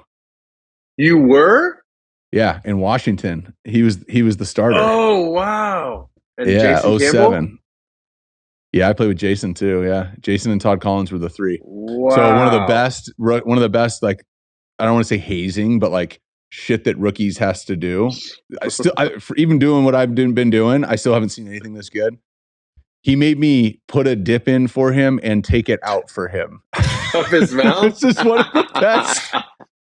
And he called me Bodie from Point Break. And he didn't even really dip either, too. He wasn't like a dipper, but like he like had one. And he called me Bodie from Point Break. And that's great. I just Bodie, don't do it. Bodie, I'm ready. And then he hits full recline and sticks his lip out. That's so Brew, and I love that. So good. I love that. He is that one of the best rooms though? Just having him in there? He was great. Him, and it was a good relationship as friends with him, Kellen Clemens, and Kevin O'Connell, who's now the head coach of the Vikings, and Brew's now quarterback coach in Detroit. Yeah, quarterback coach for Detroit. So they were amazing guys. You could tell both of them would coach. I didn't know Brew was going to get into it the way he has now, and he's loving it, it sounds like. But his kids are grown, so he's got time. O'Connell, we knew from the jump was going to be a coach. But those guys were like, we actually, after Thanksgiving one year, we have the whole team out to this Thanksgiving event. And then we went and toilet papered Nick Mangold's house with Kevin O'Connell and his wife, me and Scotty McKnight. I'm trying to remember if Brew went with us. I think he was in the car to go and then bailed at the last second. But, I mean, we just thrashed Mangold's house. And then it was our job to go pick him up on the way to the game like 2 days later. And he goes, "Can you guys believe this?" And he gets in the car, and we were going to tell him like, "Ha, joke's on you." And there's still toilet paper everywhere. And we were launching in like high trees, really high. So clearly it was somebody with like an arm, right? And so we thought he would know right away, whatever. Dude, he was not happy. He had family there, new baby, was pissed. And so he gets in the car, and Scotty's in the back seat, and we're kind of looking at each other, and he's fuming about this stuff. And he's like, "We had to pick this up for hours. We're still not even close to done. My whole family's here. There's so bad." I think it was these Giants fans down the street. And I was like, "Oh, shit." So I look at Scotty in the rearview mirror, and I'm like, I'm not telling him. Dude, we didn't tell him for like 7-8 years that we did it. 3 years? No way. We never told him. We waited till we had him on a podcast one time and then disclosed it on there, and he was so pissed. That's hilarious. That was a good one. And then the next one I'll tell you is Tebow and McElroy. And so you got to understand the Tebow and McElroy history before, or McElroy's history before you understand the Greg Tebow history. So I'll try and do it quickly, concisely. But Greg was our rookie with me, Brunel, and O'Connell. Clemens had gone after that year. He went somewhere else. So it's me, Brunel, O'Connell, Greg McElroy from Alabama, right? Well, Greg was like anti-rookie duties, so it only made it worse. Mangold finally jumped on the train and was like, I want new dip. I want sunflower seeds. I want this, that, and the other every Thursday. I want food on Saturdays when we travel. I want, and he just kept adding stuff because Greg would bitch about it. Greg would complain to everybody, like, I can't believe they're making me do this, because he had just come from Alabama, won a national championship, and he's more popular than Elvis in the South, right? So he thinks he's, hot shit. And so we just buried his ass, like just reckless stuff that we didn't even need, but we just, hey, go grab us some pencils from the break room. Go get us some more coffee. This one's too cold. We just kept adding. It's like your big brother, right? He's going to bully you and mess with you until If he says, you say, don't touch my like, face, he's going to touch your face. Yeah, like then he's going to, white boogers on your face and just do stuff like that, right? So we're just, poor Greg, just wearing his ass out, right? And the next year we get Tebow. Well, O'Connell and Brunel were now gone, and Greg was like trying to take out his aggression on anybody, And so we do these third down meetings, and this was after actual practice, after actual meetings later in the evening. We'd watch tape with the centers, whatever, all the QBs and centers. Well, then Greg would try and big boy Tim, and Tim wasn't having it. And so it's Mangold, the centers, me, Greg, and Tim in the meeting room. And we put a couch, a sofa in our quarterback room. We called it the quarterback lounge and the QBL. And Sweet. And Greg, when he'd get all frustrated with whatever and couldn't, haze anybody, the new guy, like Tim was already a vet at the time, like you can't really make him do anything. And if it really came down to it, Tim would just beat his ass. So it was like, it just wasn't going to happen, right? So then Greg would he'd kind of look over and just like, watch this, and just throw a grenade in the middle of the room and be like, hey, Tim, how come we don't hear about dinosaurs in the Bible? Or he'd say something like biblical, and then it would just turn into a holy war about, we're, arguing about this and who got the actual, covenant, and Jacob, Joseph, and Isaac, and like, dude, Tim has like this crazy knowledge. It's impressive, actually. But Greg would just blow up the room, and Mangold would go, well, we got another holy war. I'm out. Do you think Greg was like back at home studying different things about the Bible to get Tim on too? Probably, and just trying to like, put traps out there. Like, dude, it was so funny. Like that was a good room. Those guys were funny, man. They were really funny. Awesome. All good teammates, all good players, and just good time. That's like big personalities in that room too, like Greg McElroy, and Tebow, even you. Yes. Who do you think your favorite? Those are brands. Those three brands in the room. 100%. And it was fun, man. It was really funny.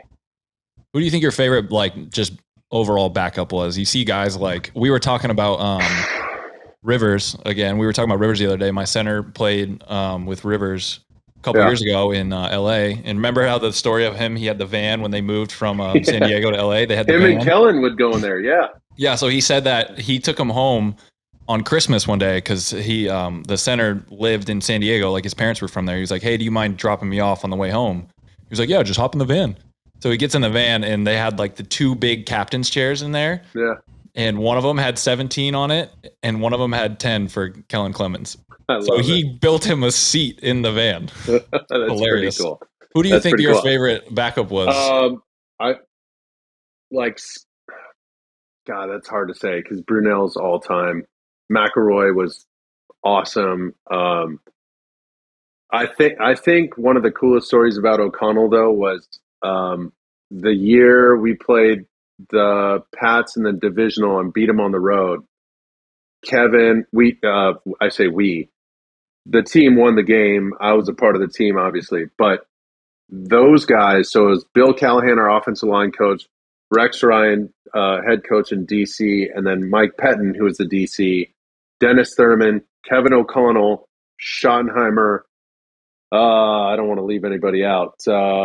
Devlin, our offensive line assistant and tight ends coach. They were all in the room scheming that entire week. And I stayed at the hotel across the street from the facility, so I didn't have to drive all the way home. And we were there till 11, 12 every night. Those guys working on their stuff, me and Shadi doing more offensive stuff, but we were scheming our ass off. And we beat them early in the year at home, got absolutely smoked on the road on Monday Night Football, and totally embarrassed to the point where Rex Ryan buried a game ball and said, we're not talking about that game anymore. We're going to see him again in the playoffs, and we're going to beat him. So they're up all week, and they're out on the field scheming up blitzes, and Bill's trying to draw protection, saying they're going to do it this way. Kevin's saying, hey, Tom's going to identify this guy as the Mike. You need a delay. When you show the nickel showing off the, a 2x2 set, you need to delay it from the nickel if you're going to try and hit him with a strong safety or corner, whatever, to get him to delay there. I mean, it was like this back and forth chess game. Who has the pen last on the board? And it went on and on and on. And they drew up multiple blitzes. And I think 2 of 3 of them got home and had free runners on Tom. And then he was just, like any quarterback, he was like, oh, shit, where am I going here? Boom, he got picked off early on a screen. Like, it definitely helped us win the game. There's no doubt about it. Without those meetings through the week, we don't win that ball game. And all those guys were a part of it, but Kevin was like one of the driving forces. So that, like, I give him a ton of credit for that. And we knew he was going to coach. Did I ever know he was going to be a head coach? I didn't know that back then, maybe. I knew for sure he'd be a coordinator. But damn, dude, that was really cool. Because you see all those guys just fired up on the sidelines, knowing there was just like a look like, boys, we got him. Like, that was a lot of work to do, but it was worth it, just seeing their faces after the game. That's awesome. You don't normally hear of offensive guys like KOC trying to dial up blitzes for the defense and telling them how to run it. Because they all have their own stuff to do, but to get them together for like this one special prize, like the Manhattan Project, coming up with the atomic bomb or something. Like, these guys had to come up with something bigger than life to make it work against the best quarterback ever. On KOC, that makes sense. KOC did draft prep for a little bit, also called games for San Diego. So he was trying to figure out what he wanted to do. And I remember, I think it was a year that we had done some draft prep stuff together. Pettin was in Cleveland and had hired him to just do a consulting gig remote, just start working on next week's consulting gig. That's how it starts. Yeah. And so then he got roped in. I just remember halfway through the season, I was like, hey, KOC, how is it? And he's like, dude, I love it. The X's and O's, I miss it, blah, blah, blah. And then poof, he was gone. And so, there's different parts of the game that you love. Some people just love playing quarterback, and some people love everything about it. And some guys love the X's and O's. I like the development side. I like seeing somebody get better.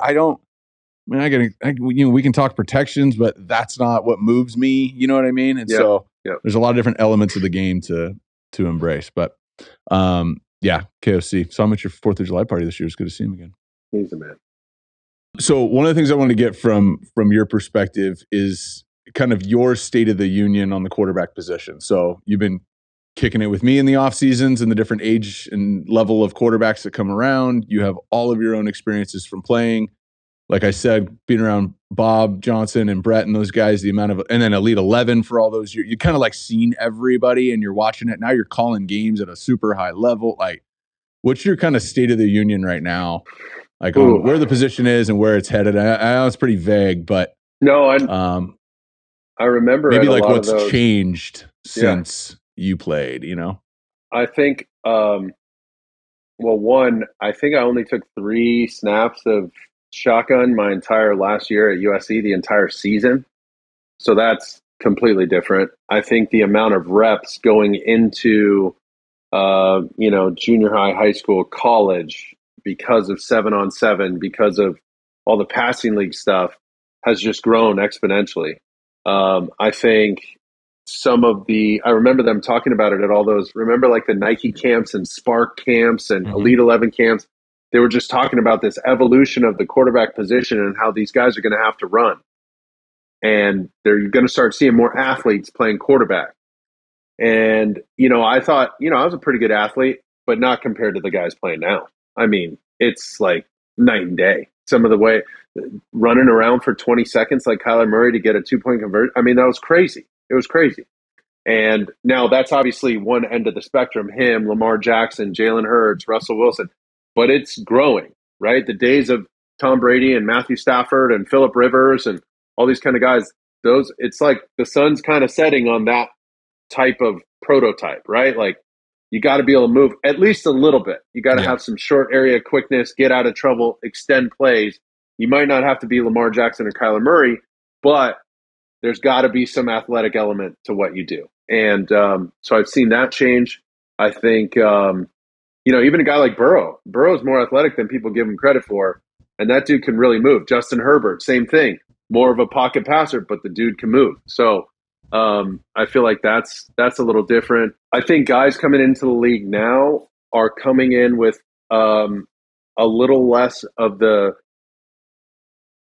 basic prerequisite football knowledge. And what I mean by that is fronts, like gaps, coverages, that like base knowledge that we would pour over in the offseason, and you'd have rookie school in the offseason. That was when the offseason started in, end of February, early March. And now you don't start till so much later. You have such less time that you can't do all those, right? So you're kind of having to figure out how to play this position with code words, cut the field in half, boom, start counting cows and attacking space instead of identifying every single thing, right? And so it's just a different kind of guy that gets in, and then hopefully they have somebody almost like a throwback kind of coach that can kind of bring them along as they're developing these past concepts and stuff. So it's definitely evolving. It sure is fun to watch, and it is nice sometimes to see, that like old that old school style of quarterback, whether it's Tom Brady or Matt Stafford or whoever. Yeah, like it's just fun to watch. Yeah, I think we talk about it a lot in our quarterback room. Just kind of on Mondays and Tuesdays, we kind of go around the league and we watch the touchdown reel. You got the touchdown reel. That's the best. That's the best. It's so good. Also, the interception reel, pretty good too. I like watching the interception reel. Not to be a hater, but it's nice to know that other people suck sometimes too. Like, dude, he's the best in the world, and where was that ball going? Yeah, we actually had one this week because we missed a couple throws in the game. I can't remember if it was this week or last week, and so our coach put together like a reel of like Brady and Rodgers and like a couple other guys from like the week before just missing throws, and it's just to say it's a part of the game, like even the best are gonna miss throws. Oh, no doubt. I guess the only other thing I would say about quarterbacks, even the guys who can move, and I think you'd both agree. At a certain point, you got to win for the pocket. You have to. When you get down to those final four teams and it's championship weekend, you better be able to throw it from the pocket anywhere from 10 to 15 dropbacks, get through, pass your first and second progression, move over one, up one, whatever it is, make a subtle move in the pocket, step up and deliver a strike on your third or fourth read. I mean, in between defenders, tight window, like bottom line. Good teams are going to find a way to silo you in the pocket and make you beat them as a passer.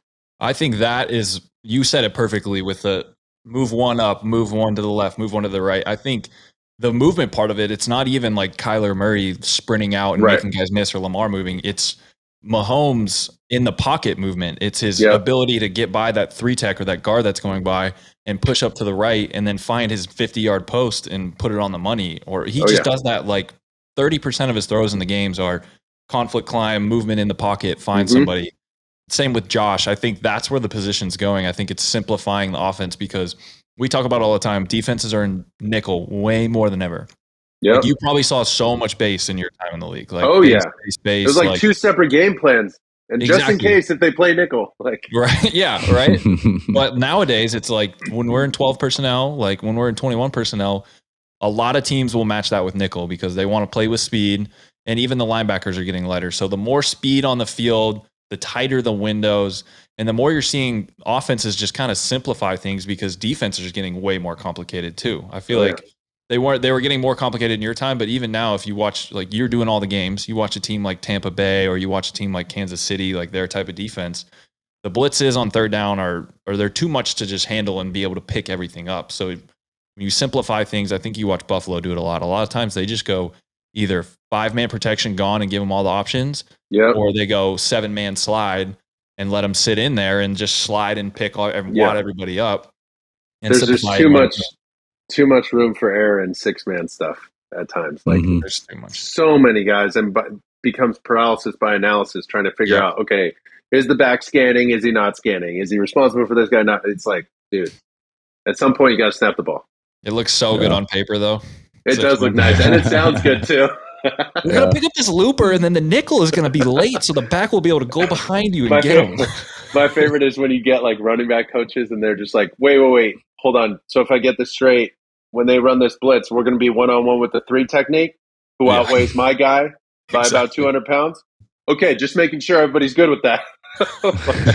Which happens way more often than you think. That's a matchup nightmare, you know? Yeah, we have one, like when people go double A, sometimes we'll just put our back up in the A gap, and then we'll say, we'll be like, hey, if your guy leaves, just stay there for the looper, you know? Just wait for just Cam same Jordan foot, same shoulder, that looping 3 technique. On the movement side of things, it's like this game for a long time has been this way, but it definitely is now. Like it just comes down to the quarterback's ability to create time and space, and people do that differently. Lamar does that differently than Ben Roethlisberger did that. And so I think if you can run and you can be productive with the ball in your hands running, that's one element. But we see Tom Brady buy time all the time by sliding up to the perfect spot, completely on balance, in a position to drive the football anywhere on the field. And so it's just, when I see like these young guys and all that stuff, one of the fears I have with the top recruits, the big time kids, the kids that are making a lot of money in high school right now, is like, are they going the pathway towards becoming an NBA superstar, or are they going the pathway towards becoming an NFL quarterback superstar?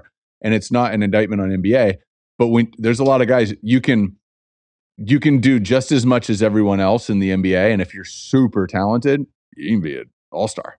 Right? You can work just as hard as everyone else.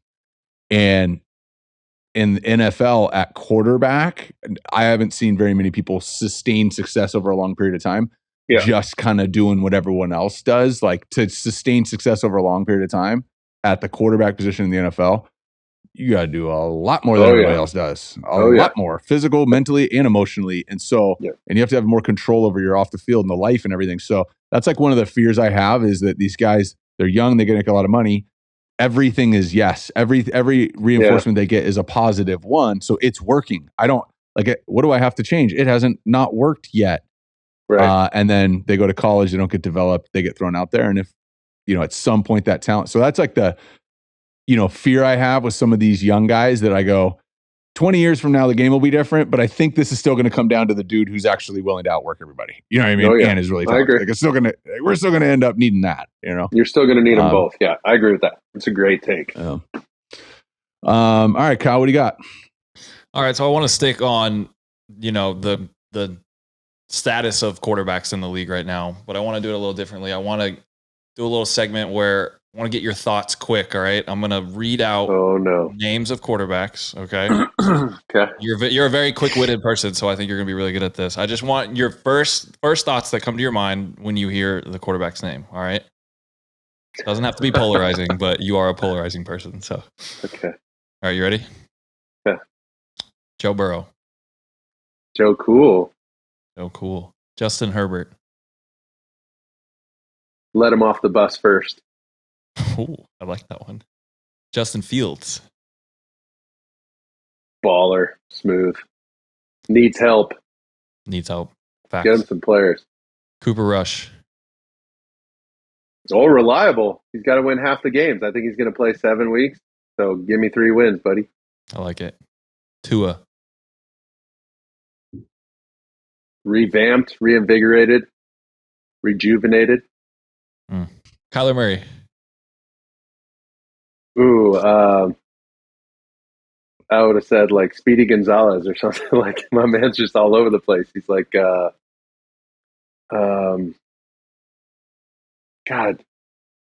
Sonic the Hedgehog or something. There you go. The analogy going right now is that he runs like a toddler who stole something for like took something from his mom or something like that, like an angry toddler, and it's like I can't unsee it. I can't unhear that.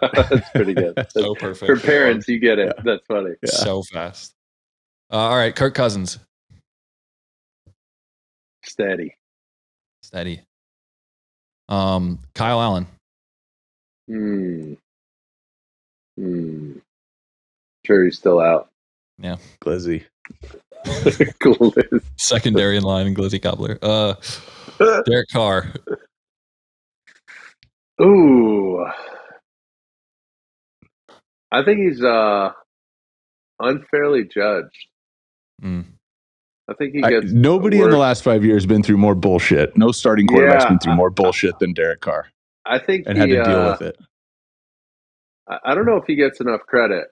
And as soon as they get, a major playoff win, get to a championship game or something, I think, or even a Super Bowl, then for sure. But I don't know if he's gotten a fair shot there. I feel like that's always been the hump for him, though. It's always been like the big game. And it's going to be for everybody, right? Like until you win it, then you're just kind of circling the dance, and like, do you belong here? And that's just a really high bar, but unfortunately, that's just kind of the way it goes. It's kind of like the Kirk Cousins Monday night stat too. Did you see that? No doubt. Night. That was hanging over him for a while, and then he won that playoff game in New Orleans too, which kind of that was yeah. You're right. All right, last one, Russell Wilson.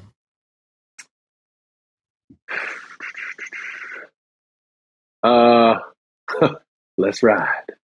That's right. We got a deal. Low 3. I never see. Did you see the clip where he's telling everybody to do run and pass on the sidelines?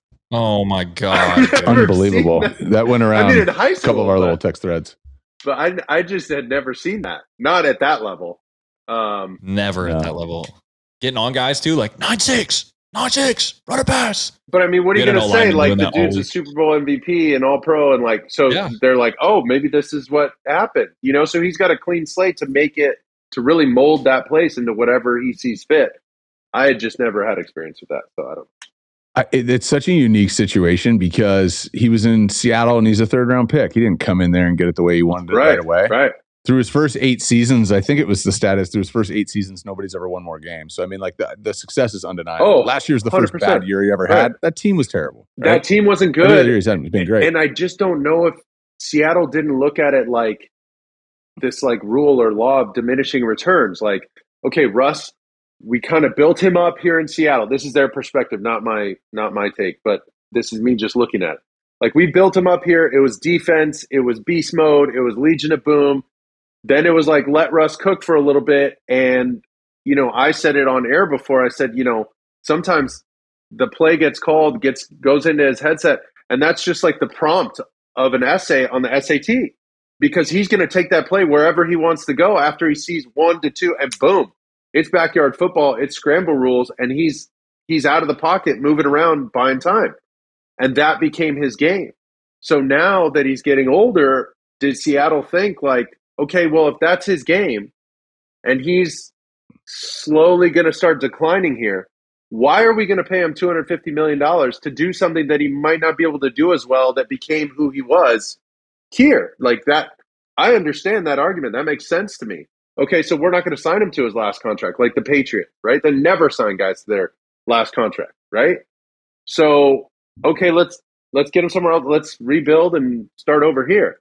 But now going to this new place, now he's got to figure it out again and work in with a lot of new guys. Look at Tom Brady, 7-5 the first year he was in Tampa, and that was at the break. They had the late bye week, and they just got waxed by Kansas City. Remember that? And it was like, oh, dude, they're terrible. Tom's old. He sucks. Blah, blah, blah. Boom. And then they ripped off 7 or 8 wins in a row, and the rest is history.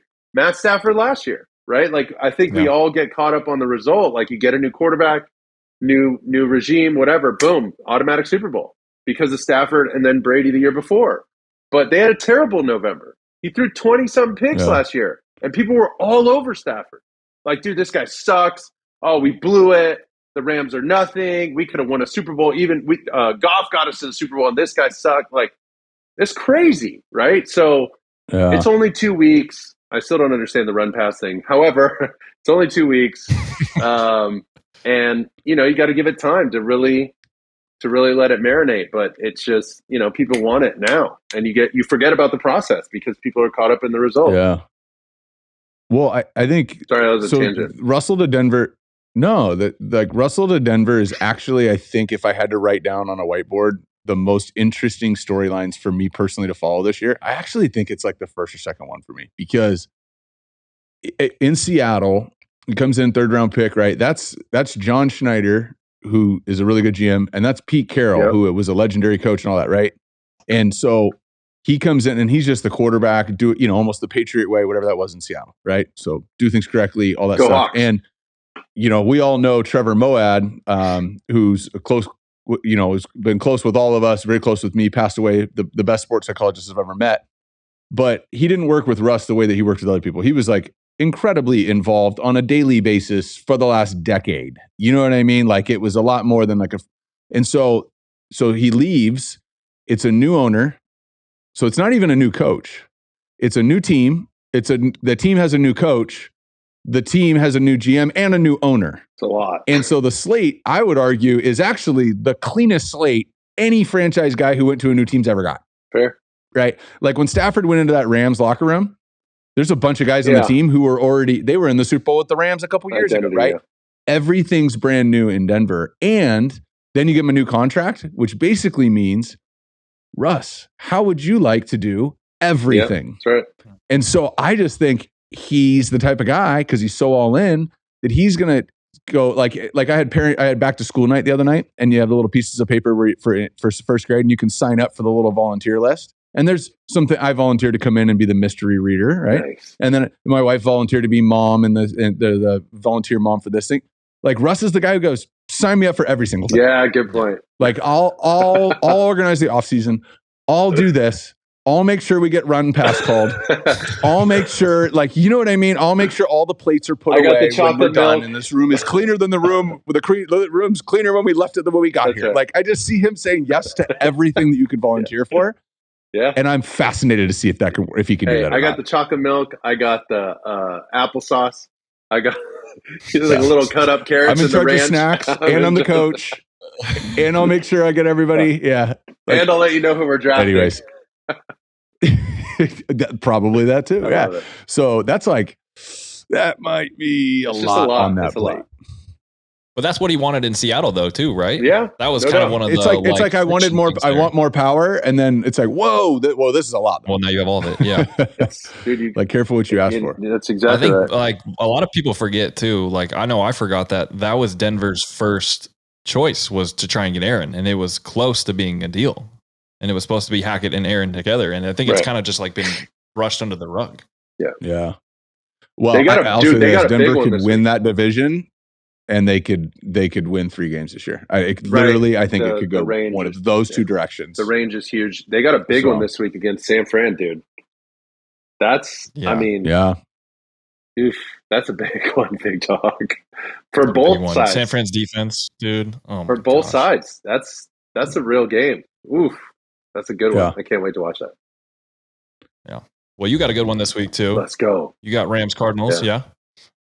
Excited for that one. I think it's cool, man. I remember when we used to talk, I think it was like a year and a half ago when you were trying to get in to calling games. I think you had to what was your story? You had they gave you 3 games that you were maybe for the audition. Call. Yeah, for your audition. It's never that hard. It's so ridiculous.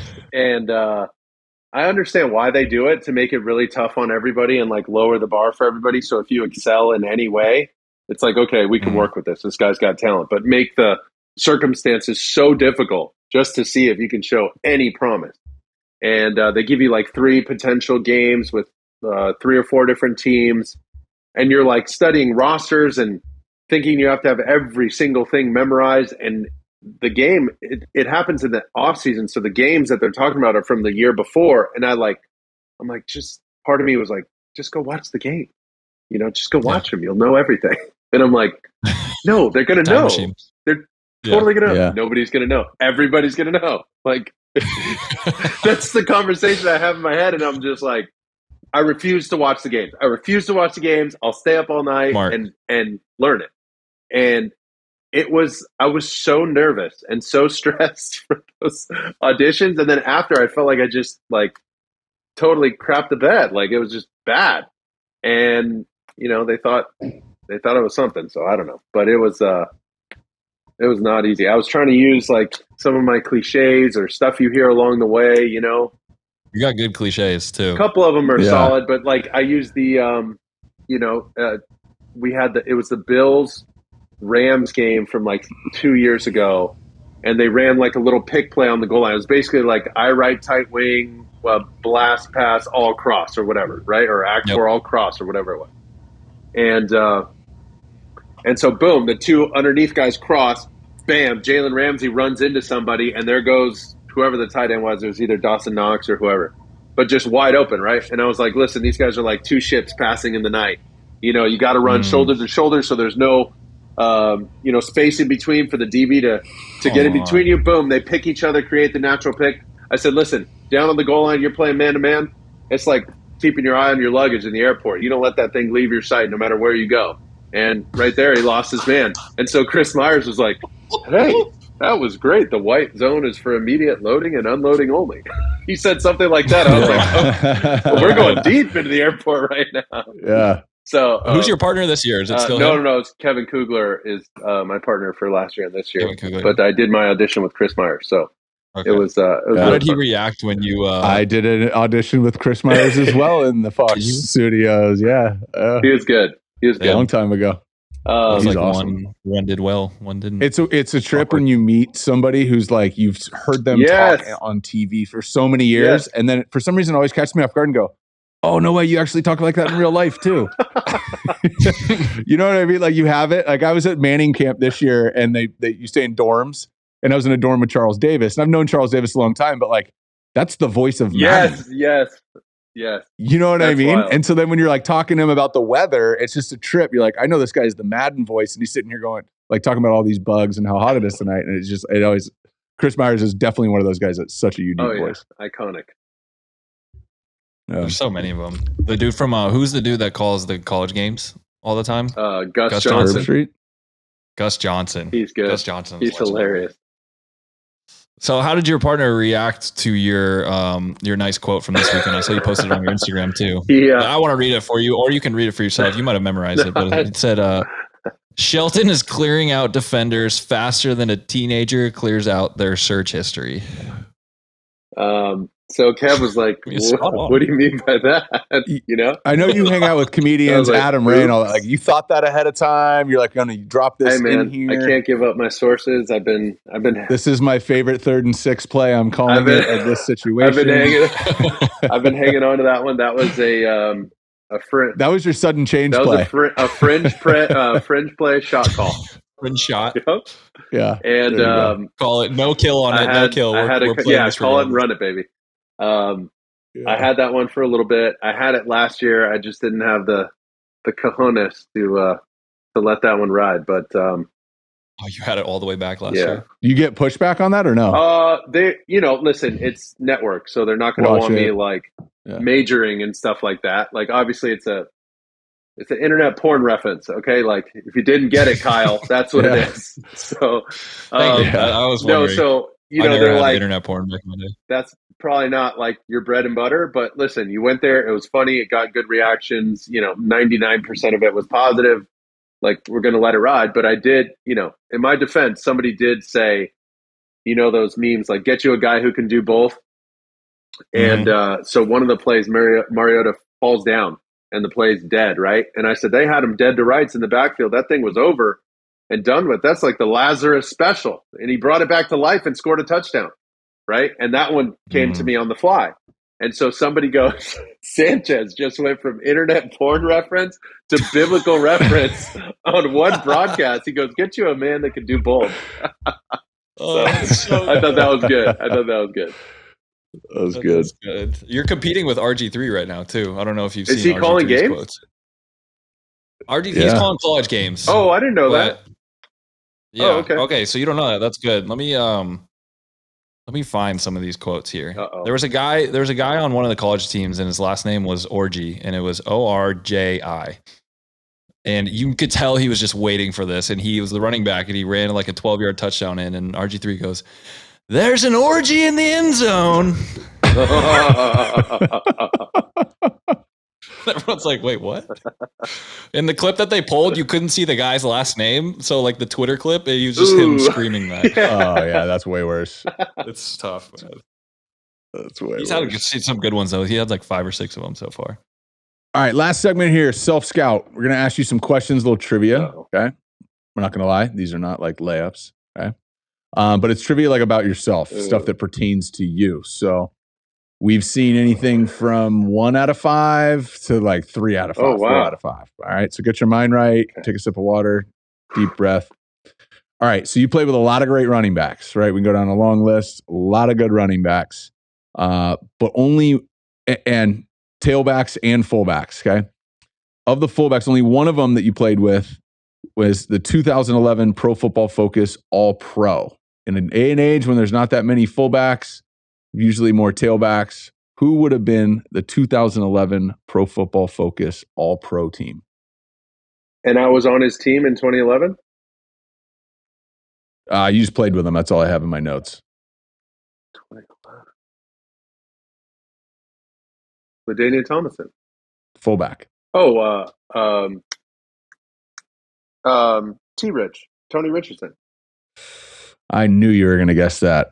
Nope, you played with them. You didn't play with them that year. It was Jed Collins. Jed?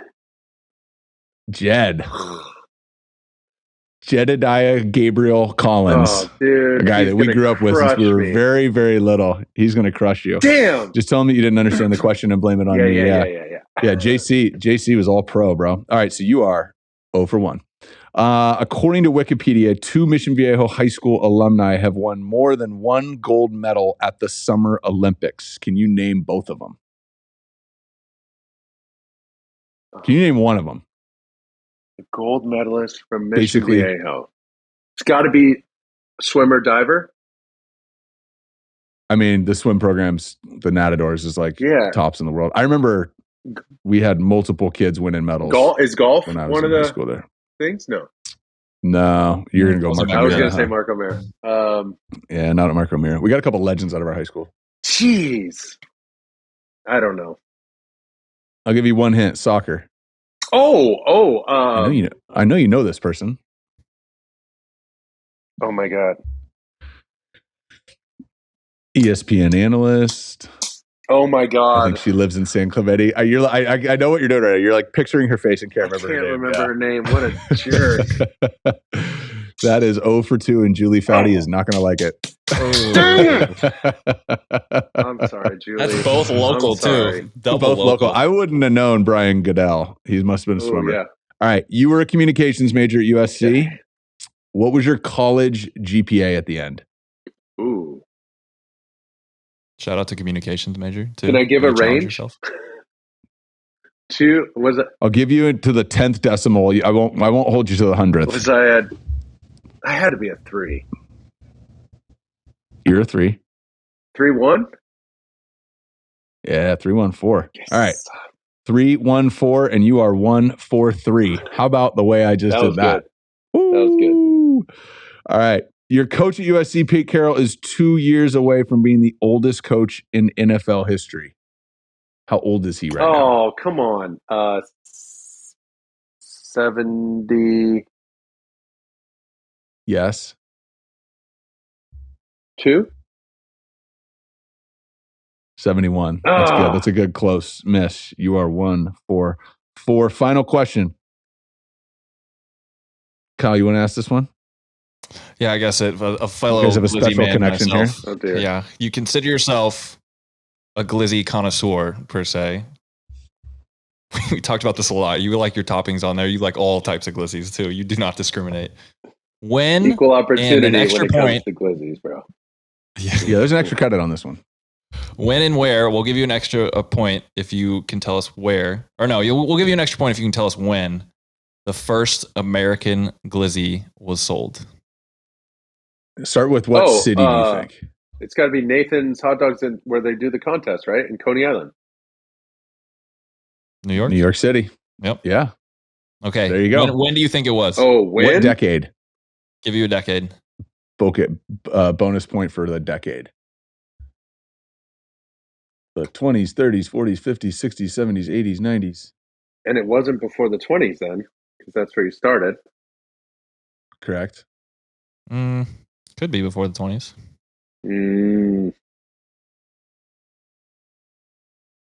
Depends which 20s we're talking about. You said glizzy, but you're mean hot dog. Yes, hot like dog. the Yes. original first American hot dog. OG So I think hot dog. so. It's Sausage obviously wrapped in weird stuff, 1900s, and it's got to be, let's just say 1920s. 1860. No way. Oh, it was 1860? Oh, Yeah. I read that I as was like, what are you saying? 1960s. My bad. Oh, all right. Never Wow. mind. Throw that one out there. Yeah, you wouldn't have got it anyways, though, so we can throw it out anyways. But American Civil War era. what were you, 1 for 5? 1 for 5 with Dude, like a really they're close like, on the PK. you know, I'll give him 2. He got New York. I just picture like yeah. Mel Gibson in The Patriot, like loading his muzzle glizzy on the end loader of his and sword. pouring the powder in there Totally. and then just hammering a glizzy. No chance it was that old. That's messed up, dude. For sure. All right, now last segment, we're going to get into the 2-minute drill. This is arguably Kyle and I's favorite part of the show, and just a chance for you to share your journey, man. I mean, a lot of people have talked about your journey. A lot of people have read about your journey. A lot of people have followed along at different times. But a rare opportunity. We do this at camps. You know, it's usually how you get to know guys is share what's happened in the past. So in 2 minutes, your journey. You can start wherever you want, however age you want, but the milestone moments, the highs and the lows that shape you and got you to that really cool chair in that really sick office that has lots of awards in it. So I will throw it to you. Okay, let's rock. I guess high school, transferring schools from Santa Margarita to Mission Viejo was a big step for me. Working with Bob Johnson, learning from him, Brett, Rob, his sons. And then I remember getting my first offer. It was to Stanford. Thought, hey, man, this is great. I'll just go there. And my dad was excited, go on different trips, end up choosing USC. I sit behind John David Booty, or Matt Leinart the first year, then John David Booty the next 2 years, fill in for John David, and then I play for only one season. I said that in a quick couple sentences, but those couple years were tough, being a backup and wanting to play, and feeling like I was talented enough to play. So that kind of hit hard. But then there was like a span of about 4 years there. The fill-in year for John David, my final year, the Rose Bowl, that huge launching point into the NFL, 5th overall pick, New York Jets, 2 playoff runs. And then the third year statistically was my best year and feeling like I'm just ascending. And a lot of turnover at that point, coaches, coordinators, players. And then I saw what the NFL was like because I got this early taste of, God, this isn't that hard, And when you realize there's a whole other side to this league, and when you're not the starter that everybody's trying to see these games and game plans and everything that goes on in that building should be seen through the eyes of your starting quarterback. When it's not that for you, the NFL is a much different place as a quarterback. And I got to experience that, bounce around from team to team, and those were some of the lowest points. But in those low points, I got to make great relationships and help out younger quarterbacks, Dak Prescott, Mitch Trubisky, some different players and relationships along the way. And then when it was time to call it quits, I felt like I might have another opportunity in TV. I might be able to call games. I might do studio. But most importantly, I need to be home. I need to be with my son. And so when he was born, football went from the most important thing or one of the top things in my entire life to, that's going to have to take a back seat to this new, life that completely changed mine for the better. So that's basically the journey in a nutshell. I don't know, how did I do? That's amazing. That was awesome. You did great. I didn't know that you only played like basically a season at USC. Yeah, I think it was 16 games total, something like that. It was quick. Crazy. I had to learn on the fly in front of a lot of people. It's hard. Well, this has been awesome, man. Love talking ball with you. Love talking life with you, and appreciate you jumping in here and sharing some of that with us, man. Appreciate it, guys. We'll talk to you soon. Well, that went about how we thought it would be, which is usually, like every conversation with Mark, super funny, great stories. Just, I didn't know that. That's crazy. And a bunch of really good insight. That's a lot of different quarterbacks. Like, that's one of my favorite guys. You know what I mean? A lot of guys would say that about Mark. And a guy who went through his own phase of being misunderstood, his own phase of getting smoked in the media and all that, when really, like, I've known that guy, like I said, since he was little, and like he hadn't changed a whole lot since he was little. He's kind of the same dude he's always been, which is hard to do that, but he has. So that was fun. Yeah, he's one of the best dudes I've ever been around, and he's probably got like the most amount of stories that I've ever been around. I think like we went on that trip with him to Mississippi. I went to the Masters with him a couple years ago. I've been around him like in spurts where like we're together for 5 or 6 days in a row, and I don't think I've heard 50% of his stories. Like today, there's probably another hour worth of stories that we didn't get to that I wish we got to. Yeah. But the dude is all time, man. Yeah, that was awesome. Well, and this was our first time having to just quarterback this thing and fill in again. We talked about in the beginning of the show. I had to shoot in a different location, different day. I'm here in UCLA's weight room, meetings here today, and shooting on the fly. But that was fun putting it together, and we wanted to talk ball with him at some point anyway. So this worked out perfect. Jake, our producer, thanks for scrambling and putting this together. Brody, let's end with some gratitude, man. What are you feeling gratitude towards these days? Just kind of looking around the league early in the season, you've seen a lot of guys get hurt. You're seeing Trey Lance go down. It's tough to watch that. You see some other guys go down with some injuries. Dak with his thumb. Right now I'm just feeling grateful for being healthy, man. It's 100% chance that you're going to get injured playing football in the league. I think that's what a lot of people have said, that you're going to get hurt at some point. So right now, feeling great, feeling really grateful to be healthy. What about you?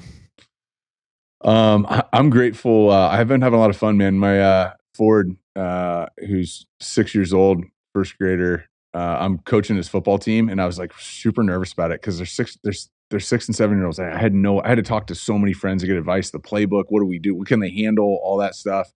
We had a big win our first game, Buffalo Bills. He's number 17. And we hung 30 on the board, and it worked out. And it's just like, it's awesome. It was just so fun because it's 100% pure. You know what I mean? The longer you play, the purity's gone. There's no, like, they don't even care if we win. We just want to have a blast today. And I do so much high stakes type of football for guys where there's a lot on the line for them. And there's nothing on the line for these kids. And so it was fun, and it kind of just connected me to a different part of the game. So feeling grateful for That's some of your best memories of football too. Thinking of your old flag football days when you were 5, 6, 7, 8 years old. That's some of my favorite memories. Totally. So it's fun to be smack dab in the middle of it. Corey's coaching, a mutual friend of ours, and it's fun. So it's awesome. Feeling gratitude. Well, we're still finalizing the guest for next week, but fired up to get back into somebody who's got a big game. And hopefully you enjoyed this episode, and we will see you next week. Follow us on the socials, subscribe to the YouTube channel, follow us on TikTok, Instagram. We'll be posting videos. Lots of big guests coming up. So appreciate you if you're here listening, and we'll see you next week. Peace.